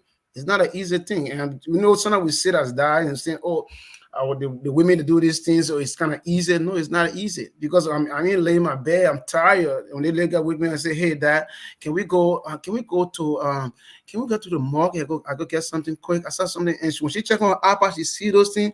Dad, can we go get this thing real quick? She come with her little sorrowful face, and Daddy, can we get it? Then you gotta be, even if you're tired, you gotta get in the car, you gotta drive out there. She get you wrapped around her fingers. Exactly. So, and I give kudos to you guys, you ladies, y'all do a great job. I know not all of you people, but hey, you guys do a great job. We take that for granted most time, but it's a serious tax. I'm gonna tell you that. Sometimes I be extremely tired coming from work. I be extremely tired. But when she put a little baby face on and smile, and then then I get poppy and I gotta go join the car and say, let's go. So I just want to tell you guys thank you. But again, great show. I look forward to more interaction. I look forward to more of this kind of conversation. It's extremely important for us as parents to be able to provide for our kids. And once you bring into this world, it's a responsibility to be able to take care of them and be the best parent that you can be. So thank you so much. And to say I am single again, I'm searching, but I just want to thank all of you guys and bless all of you guys for a blessed evening. Thank you so much. Thank you so much. Thank you so much. Thank you. What are you, Thank ladies? you for coming on. Okay. Sis Minerva, you want to go ahead? Yeah, I can go ahead. Yeah. Well, just want to tell you guys, thanks for coming. Interesting answer, conversation. The ones we put in the parking lot, we're going to take it from that parking lot one day because I know we have a lot, especially one concerning the gay, right? With the children, we're going to take it from there. But Yeah. Trevor, my sister, thank you for giving us this platform. Like the guys, the father said that we hope we can continue something like that. I am ready. I'm available.